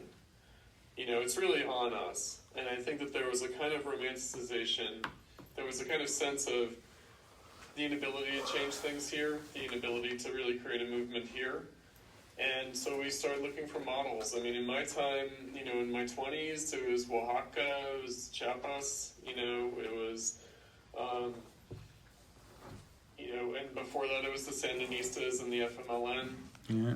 And I think it really should be the reverse. I think that people around the world are, you know, and especially as the world becomes smaller and more directly capitalistic, you know, it's increasingly on us to change the situation for people around the world. It probably always was. It always was. Yeah, It always but was. we, and it's what a struggle, man. I've been doing this full time between jobs for 50 years, and it's unbelievably difficult. But to what Chris is saying, right? I think part of the reason that American Marxism, because I think you mentioned earlier the failure of Soviet policy in regards to like the Arab countries and stuff. But I actually don't think that's why the communist parties in like Iran or like the Arab countries or Palestine failed. I think the real reason they failed is for the same reason that Marxism failed in America, which is that the Marxist parties always seemed like an adaptation of like a foreign power or something foreign, but they didn't really have a root in the civilization, in the culture, in the people, in the history that they were trying to build off of. I would argue that the last time we had a major American Socialist Party that truly tried to have like a civilizational view of American Marxism was the Socialist Labor Party. Even Socialist Party of America couldn't really successfully do this. After the Socialist Labor Party, it didn't really have much of like an American Marxism. Like by American Marxism, yeah. And by the way, this is under De Leon. Like afterwards, it was sort of irrelevant, as you know. But the thing is, like under the very early SLP was the last time we ever had a true attempt to build like a sort of like civilizational approach to like American Marxism or American socialism. And of course, maybe you can argue that like the CPUSA of like William Foster or Earl Browder, but that was not. I would argue that was completely different because what I mean by building like a civilizational view of American Marxism, I don't mean like CPI Caleb Maupin, where you're like carrying around American flags and stuff. That's not what I mean. I mean like having an understanding of the uniqueness of the situation, of the development, of the historical circumstances that built this country, how this country expanded, having an understanding of what makes our political system and what makes our economic system fundamentally different from Europe. Because the problem is, even with the Socialist Party of America and even with the Communist Party, they may have been like the Communist Party may have had like American exceptionalist models in terms of like Eugene Debs and Jay Lovestone and that sort of stuff in terms of maybe their thinking, in terms of maybe ideological prescriptions, or maybe in the case of Earl Browder, maybe as a way of trying to appeal to Roosevelt and his supporters, but not so much in the sense that their organizational models, their structures, were still largely based off of European models. In the case of the Socialist Party, based off of the Second International. In the case of the Communist Party, built based off of whatever the Soviet Union wants. And the point is that there wasn't really, like, you have not had a Marxist party in a real while, except for maybe the Socialist Labor Party and maybe the Panthers at certain points, who really tried to develop their own organizational model, their own independent strand of thought. That's also important. Their own independent sort of way of being able to address the American situation. And also having an independent and unique understanding. Because the thing is, Having no proper understanding of how to build a revolution here can possibly we can learn from other revolutions, but it's not going to be imposed on us by the Chinese or by the Soviets. And I think even the Chinese realize this, right? Which is why it's important. Exactly. So it's important to understand that, I agree with what you said, which is that it is on us. But to add to that, I think the reason why we haven't been able to do that is because of the fact that on top of, it's not even just a question of organizational independence. Like that's one step. I think that's a major step. We haven't even achieved that yet. But even beyond organizational independence, it's having the constant ability to innovate, the ability on an organizational ideological level, the ability to change up strategies when needed. Because capitalism, especially in today's day and age, not only does it change, it changes at a lightning fast pace, right? The capitalist class, they know every couple of years to change their entire model, to change their entire organization, to change their entire ideology. I would argue that in the case of Trump or whatever, they may have seen him as a threat. They definitely might have seen him as more of a threat during his first term, but I think something happened along the way between then and now, where a lot of the liberal sections of capitalism all of a sudden became more comfortable with Trump being in power due to various changes happening domestically and around the world. So capitalism and also the capitalist class changed its character, changed who it represents, changed what it stands for every couple of years. Again, this is something that capitalism needs to do and learns to do to adapt. Same with Reaganomics, right? That was neoliberalism was objectively a response to a crisis that capitalism was in, right? People thought capitalism was going to die. Little did people realize that capitalism always, and the capitalist class always think of a way to bounce back up, right? So we have to, if the capitalists find a way to bounce back up, we have to have a sort of I think the problem with so many Marxist organizations is even if they have the right ideological approach, even if they even have the proper strategy for reaching people, I think the problem is that they don't have the sort of ability to think undogmatically and critically about things. They don't have the ability to explain how they got there, which is just as important. And so even when they take correct positions, they come to these positions through an incredibly mechanical way, which ends up sabotaging what they're doing whenever capitalism inevitably switches its strategy. Shifts. That's right. Yep. No, that's absolutely true. To get back to a point about the different philosophy of anarchism and Marxism organizationally, I'm not sure that that's exactly right. Obviously the history of Stalinism especially sort of suggests that, but I would make a plea for historical consciousness and authority. So there are some paradoxes here. On the one hand, there has to be flexibility to change with capitalism. On the other hand, there also has to be a sort of sustained historical memory, right? So that actually socialists, would-be socialists, are not thrown off by every change in capitalism, are not confused and disoriented. So we have to sort of keep awareness of both continuity and change in capitalism. And I think that's where long-term organizing, historical memory, historical consciousness in that sense has a role. And that's the way I understand the role of organization. How do you pass on? I think that, Keith, you kind of mentioned this, being at it for 50 years. I feel like I've been at it for, since I was a teenager, which means I've been doing it for 40 years. And I feel like the sad thing is that am I leaving a legacy? Is my generation leaving a legacy? Is the current generation going to leave a legacy?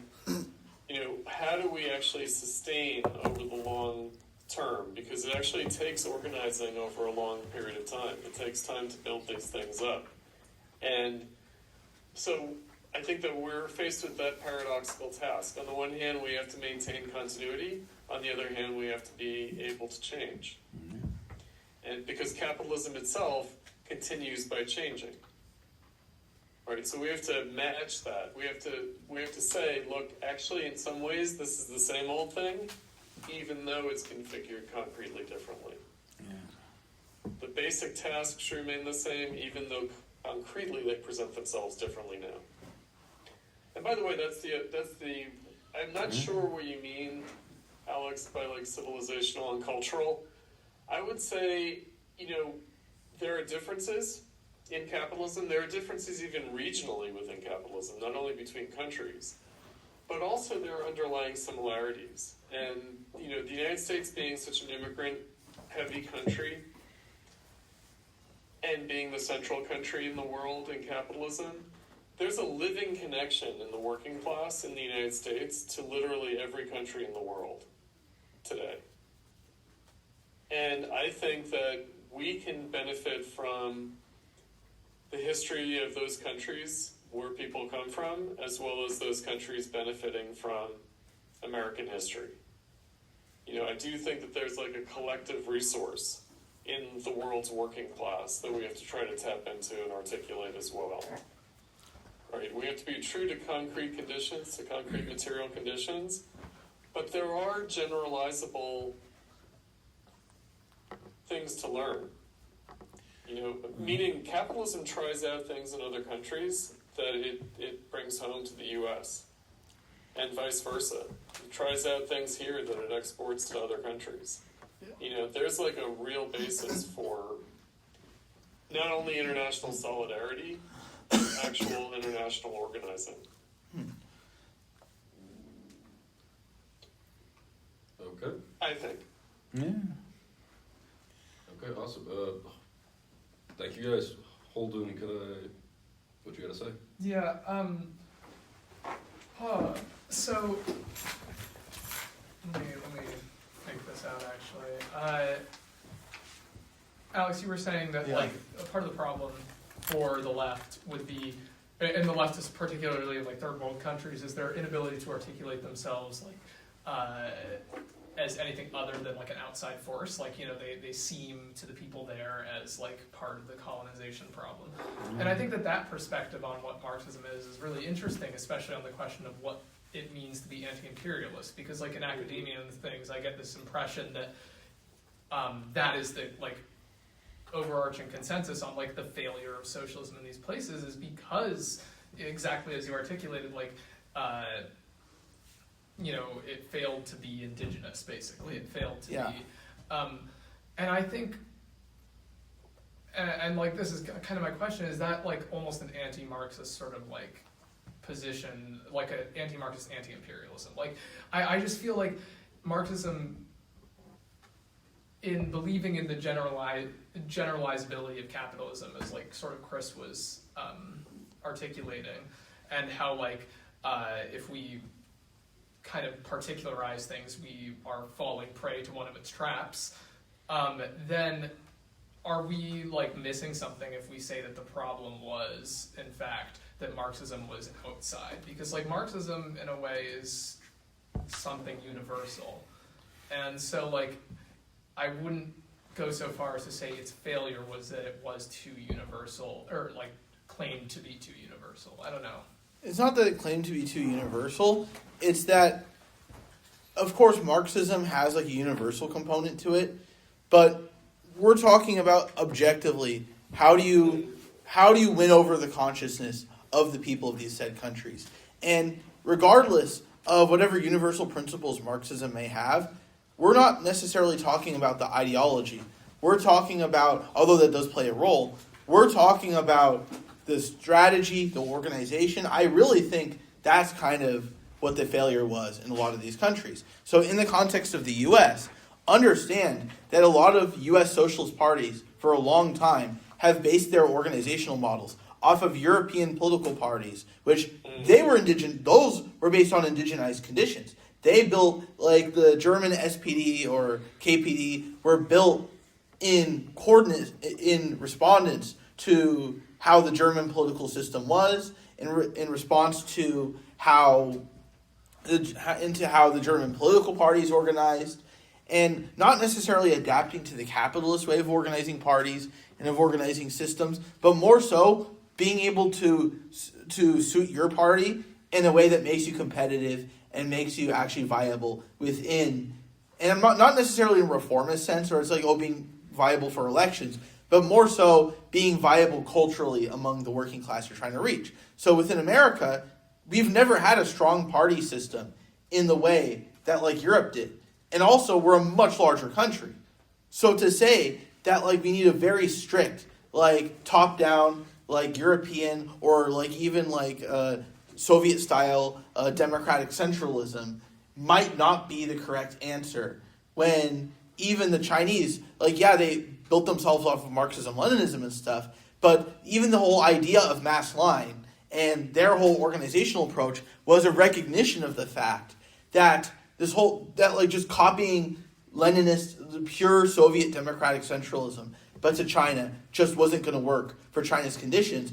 They had to actually say, hey, we need to go down to the masses and actually ask ourselves, like, how do we keep ourselves, how do we remain competitive as a party? How do we remain relevant to the masses? How do we remain relevant to their concerns? Again, the truth is, a lot of so-called American Maoist parties kind of missed that component. Again, Keith, you mentioned the RCP. You know what's interesting with the RCP? The RCP rejects Mao's mass line. And I'm not saying if they accepted mass line, all their problems would be gone. But I'm saying it's kind of telling that they reject mass line, when mass line, I would argue, is one of the, in my view, one of the more reasonable strategic propositions of Mao and Maoism. In the sense that, yes, you do have to have an understanding of the people you're trying to reach. You do have to have an understanding of the conditions you're working in. And to what you were saying, Chris, America is so big that you can't even have the same strategy nationally. You have to have a different strategy in every environment. We talk about the culture war a lot in this country. And as a Marxist, like, I don't think we should take sides in the culture war. I personally don't think we should. But we can't ignore that it's a real thing. And therefore, like, when you see like DSA or PSL or the majority of these leftist groups organize around culturally progressive issues, that may work in Santa Cruz. That may work in Chicago. That may work in San Francisco. But where I'm from, in Roseville originally, in the Central Valley in California, or in most of the South, outside of like a couple major cities, or in most of the Midwest more broadly, outside of like a couple of states, like that is something that will not work. And what it would do is that at most, if you're lucky enough, you'll pick up college students, and not even the majority of them, just a couple of college students. You'll pick up some college students, and you'll pick up like disaffected, like what I like to call like the blue state, the red state Democrat, right? You'll get like the sort of like Democrat in the average like red state Democrat, which is like, again, that's like those people are kind of seen as out of place culturally, and kind of out of place and are out of touch with the sort of people of that environment, in the same way that like a Republican in San Francisco might be, in the sense that they're not really, like, just by virtue of them being, because again, a lot of our politics in America is unfortunately based on the culture wars, and is unfortunately, and I'm not talking about like the actual politics that happens like in DC, because we're not concerned about that as Marxists. We're concerned about what the masses think first and foremost, and how the people of this country think. And as far as the actual voters, as far as the masses are concerned, your average person who votes, first of all, 40% of Americans don't vote. So that alone means that alone proves the whole strategy of like working within the Democratic Party kind of useless, in my opinion. Right. Considering that even among the Democratic base, you're seeing this thing where now you're at a point where your average indivisible rank and file member is more critical of the Democratic Party leadership than CPUSA. I don't know how we got here, but we somehow got there, right? But the important thing is that even your average Democratic rank and file will now admit that the party kind of sucks and is kind of a hindrance to whatever agenda they believe in, right? So it's important to understand that from that perspective, you have to understand that, okay, maybe, of course, we don't want to work within either party. We want to build our own independent political pole. But to reasonably build an independent political pole in America, every single time it's been successfully done, or has almost been successfully done, you've had to pull enough people from both sides. Absolutely. Not just because the Greens, what they do is that they just get everyone to the immediate left of the Democratic Party and they don't really pick up anyone else. That's not a sustainable strategy. You have to, yes, you have to do that. You do have to do that. But you also, like, what about, like, centrists and moderates, which many of whom are, I think even the American ruling class misunderstands what a centrist or a moderate is. They think a centrist or a moderate is someone who's like a Liz Cheney Republican. Your average moderate is not a Liz Cheney Republican. Your average moderate, if anything, is someone who might be more progressive economically, but might be more conservative or moderate culturally. That is what your actual average moderate thinks, not like Liz Cheney Republican. That's just a myth that doesn't really exist outside of, like, maybe Beverly Hills, right? Or maybe in suburbs in DC. Right. But, like, the DC sort of like Washington DC sort of like government class. The government class, that's not the masses, right? And the thing is, like, if we're talking about how do we reach, again, each area, there has to be a different, even within the I agree there should be a national organization. I do think there should be a national party. I am a Marxist-Leninist, so I would probably support organizing on those principles. But even within the different contexts you're working in, you have to sort of be, maybe, I'm not saying you have to do cultural tailism. You shouldn't do that. But you should be one step ahead of the masses wherever you are, which is ahead enough in the sense that you're able to talk to them, but also, so not too far ahead, but ahead enough of them that you're able to push them like one step further, 2 steps further. Transcend the current controversies. I mean, there should be a minimum. So, I've been part of the Platypus Affiliated Society, the hosting organization of this discussion. From the beginning, I'm their teacher, from early on. They were my academic students when it all started out. But I also engage in this other project, which is the Campaign for a Socialist Party in the United States. And also it's active elsewhere in Austria and Germany as well, also in the UK.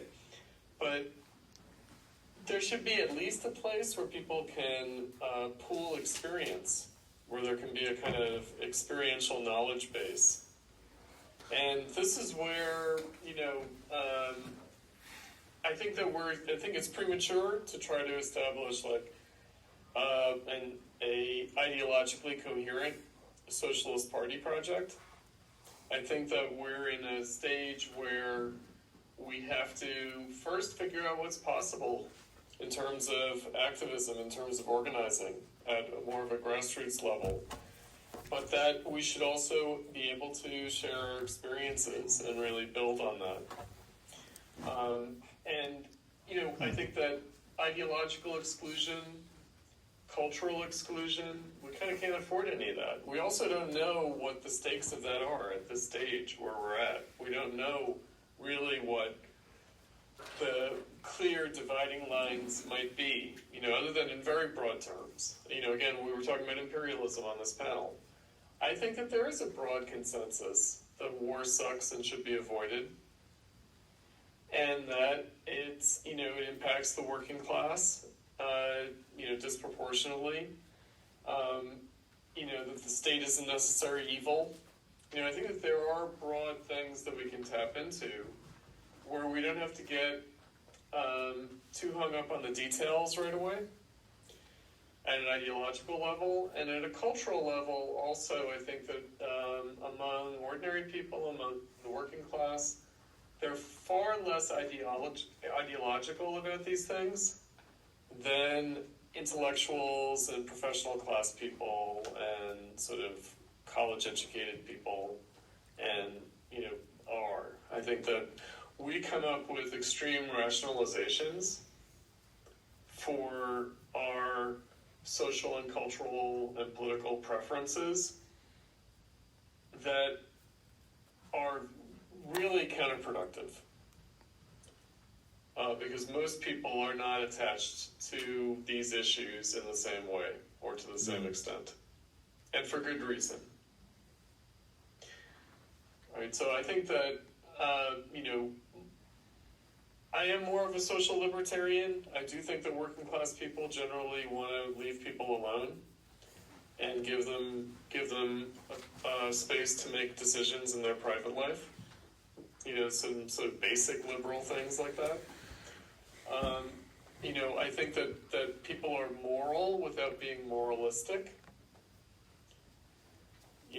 And I think that unfortunately the left, for a long time now, it wasn't always that way, but for a long time, has really tried to exist with a more kind of professional managerial class kind of mindset of like managing the working class and trying to morally discipline the working class in a way that I think is completely unnecessary and sort of betrays like the more capitalistic orientation that the left has, whether it knows it or not, whether it calls itself socialist or not. Yeah, go ahead. Yeah, I would agree that. So the strategy of food not bombs was, the people that started it, including me, we were anarchists. But what we wanted to do is we thought the principles of anarchism was so much more important than calling ourselves anarchists. So we really never did. Or most of our literature was now a lot. When the Soviet Union collapsed, then people were excited to call themselves anarchists. So that was cool. But the reality is we have a lot of we have every type of class of people, except for the ruling class, that cook and serve with food not bombs, and they learn through practicing the philosophy of cooperating, basically learn anarchist principles, and that's in some areas of the world, particularly like, for instance, I would say Indonesia and Philippines are very into being anarchists, and they celebrate that a lot. But it also turns out that that's a very good way to attract working class people to Food Not Bombs movement. People really gravitate towards that. Same in the what's now Central Europe. But the thing was that it's the ideas that manifested in reality, where you show up, you cook, you serve, you do it cooperatively. There isn't a boss when you get there. There isn't, you have to have your own certain level of personal responsibility and so on to do it.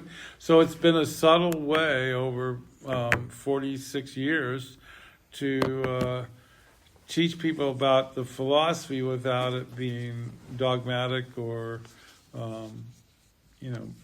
it's really interesting, and it seems to work with every culture since we're in 65, 70 countries, and it's not going to overthrow a government. I mean, we have overthrown one government so far, but that wasn't our intention. But we did overthrow the Icelandic government by accident. And so that was fun. I was there right after they overthrew it, and they were as surprised as anybody, and they weren't even trying to.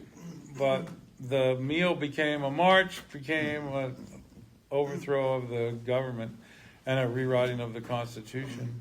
And the financial crisis. And every one of these. So right now we have this opportunity, probably in the world of Food Not Bombs, and in any other kind of world, really. Because the economic chaos is likely to occur as a direct result of so much oil being cut off from the rest of the world, and all the fact that somebody stood up to Israel in the U.S., no matter what your thought of an actual theocratic state is, and if people in Iran want to live in a theocratic state, that's their business. And I've lived in Islamic countries, and it is very beautiful. Islam. I mean, I'm an anarchist, so I'm not Islamic. But and a lot of that can be really brutal. Wahhabism and stuff like that. I'm not so sure people really loved being in ruled by the Taliban, maybe it's better now. I don't know. But than it was before the U.S. was there for 20 years. Yeah, it's a very interesting period of history right now, because this particular war really has spun things into really unpredictable situation in a lot of ways. So it could be the crisis that's the opening for an alternative way of organizing society, and it might take a long time, might be another 40 years, but it could open up a lot of possibilities the same way. But I found it interesting with Occupy, right? You had a financial crisis. They could have bailed out the homeowners, but they didn't. They just gave it to the banks. It pissed off a lot of people. It was an interesting strategy. But did it and it did create an ideology of like that there's the 1% and the 99%, which is, yeah, that was an interesting thing.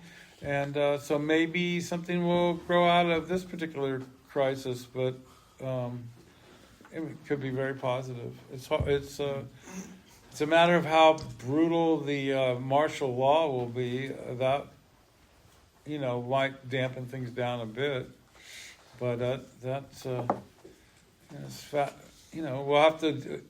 I think Americans are going to not respond well to martial law by our very nature, and it's going to be frustrating. And we were, an interesting thing is how intelligence communities like CIA, they have inner CIA wars, right? Amongst themselves. The left hand doesn't know what the right hand is doing, or they're sabotaging each other. Definitely. Or like say, I have so I had this massive pressure by the FBI when I lived in Taos, New Mexico, for like 15 years. My mail was always confiscated. I had, my phone service didn't work. Eventually, some of my friends end up in prison behind that. But at the same time, I was supposed to be going to protest the Republican National Convention, and the FBI took all my money, so I couldn't get to Minneapolis. But they had actually had a Ramsey County sheriff, narcotics agent, infiltrate Food Not Bombs in Minneapolis, and she looked just like the wife that was a FBI asset. Same hair, looked exactly the same. So that was supposed to be another honey trap. But that unit in Minneapolis that set up the honey trap for me, they didn't realize that the FBI that was screwing with me in New Mexico had made it impossible for me to take advantage of their honey trap up there. It was like pretty fun. But I only got as far as Denver and that protest, because I could hitch there from Taos. But so yeah, they get in each other's way a lot more, and it's pretty funny what they do. But and ultimately you can overcome all that and through just persistence. Yeah. You have to leave the room. Oh yeah, I'm tired. And And also like Okay, closing remarks. Okay, total revolution in our lifetime. Victory to whoever's fighting the U.S., wherever they are. Yeah. That's my slip. So that's the closing remark? That's my closing remark. Okay. I'm done with this country. Yeah, so I think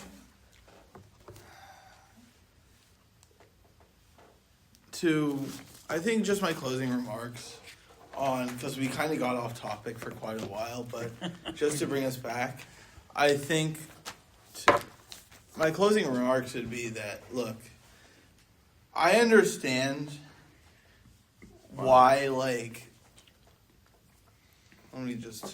I understand why certain people on the left have, because I mentioned the Communist Party of Greece earlier, and I understand why some think that anti-imperialism might be outdated or might not be a relevant response to how capitalism or imperialism has evolved or has changed, or maybe that it was not a relevant category to begin with, or that whatever. But I think the reason I still see it as relevant because while we as Marxists try to while some Marxists may ascribe little or no importance to it, or may even side with imperialism in certain instances, I think it's important to understand that the working class in America, again, this isn't the 1950s or 1940s where your average American is broadly patriotic or supports whatever war is going on. This isn't even the post 9/11 period where you had a significant section of the population that supported that. It's important to understand with a lot of these pro-regime change protests for Iran or counter-protests against existing anti-war protests, what you have now is you have mostly Iranian diaspora and the usual Jewish Zionists supporting it. But the American masses aren't calling for regime change. This is actually a pretty big change from 2003, where you did have a section of the American masses that did support the Iraq War. Again, a lot of evangelicals showed up to those pro-Iraq War protests back in the day. So it's important to understand that the nature of how the American public views imperialism has definitely shifted a lot. And has imperialism ended? Of course not. It's only expanded. But even if you were to just think about, okay, how do we effectively reach the American masses? I see anti-imperialism from that perspective as being a useful and necessary vessel for getting the American left and for organizing an American socialist project of some kind out of the sort of loop of movementism, intersectionality, identity, getting us out of that loop and getting us back to the fundamental basics of, okay, what is it that we actually stand for? What politics do we support that we can actually unify the working section of Americans around, regardless of their views of the culture war, regardless of their views of this or that, which is also why I find fighting around civil liberties to be very, very important. Because this is something that the majority of Americans, regardless of political parties, of course, depending on what we talk about, you can probably find specific sides of the culture war that may be more or less amenable to a certain political prisoner or a certain law that's being passed or whatever. But the broader point of the majority of Americans generally favoring civil liberties, generally being against the war, is true regardless of what party or lack of party that you look at, right? So from an organizing perspective, which is what I'm primarily concerned about, I still think anti-imperialism is a very relevant category. And I still think it's a category that definitely can win you some support within the American masses if done right. Yeah. Thank you, Alex. Chris, take it away. I guess in my closing remarks, I want to hark back to the first imperialism panel that I was on for Platypus back in 2007, and the anti-war movement in the context of the Iraq War in particular, but the war on terror more generally. That anti-war movement ended when Barack Obama was elected. And Barack Obama also defeated Hillary Clinton in the primaries in 2008 on the basis of anti-war sentiment. This was before the financial crisis really took over the election. But Obama gained a lot of his credibility as a candidate from his nominally anti-war policy orientation. What happened, however, was the wars continued. Obama only pulled out of Iraq on the same timetable that George W. Bush planned. And they stayed in Afghanistan, and they stayed in the broader war on terror. They drone strike people in Yemen and other parts of the world. So, and the National Security Advisor for Obama, Samantha Power, she said that they intended to change U.S. foreign policy, but after taking office, they realized the wisdom in maintaining it. Right, and her criticism of Trump was that Trump wanted to change things, but he wouldn't have the wisdom to understand what you shouldn't change in it. So my fear about anti-war sentiment as a basis for trying to organize people on the left, is that it's a ready-made thing for feeding into capitalist politics. It helped Trump. So Trump got a lot of support in 2016 by being an anti-war candidate. He knocked out Jeb Bush by opposing the war on terror. And similarly, you know, any discontent that people might have with Trump's policies will help the Democrats in 2026 in the midterms this year and in 2028.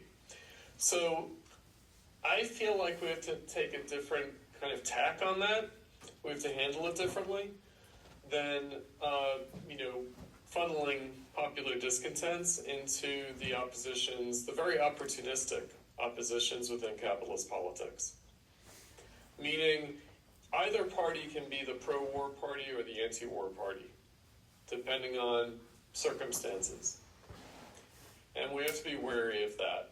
We have to be wary of the propaganda that the capitalist parties use against each other.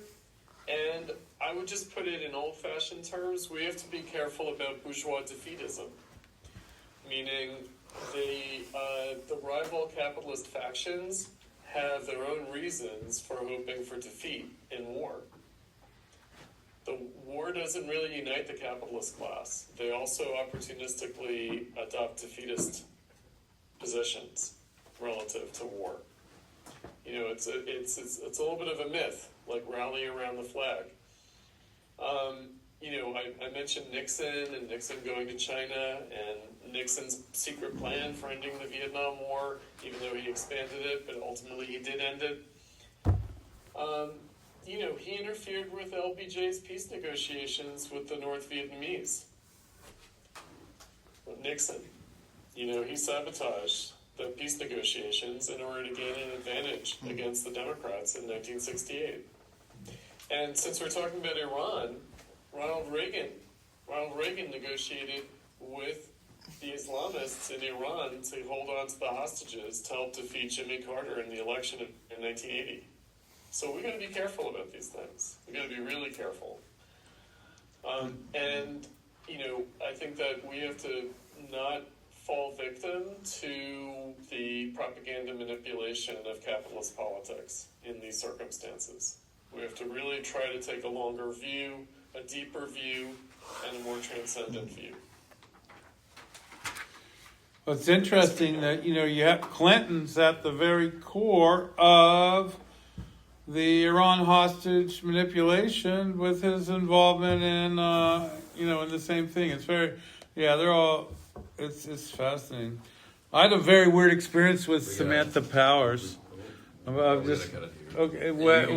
I happened to, so I had a pirate radio station. I was very involved in that, in San Francisco Liberation Radio.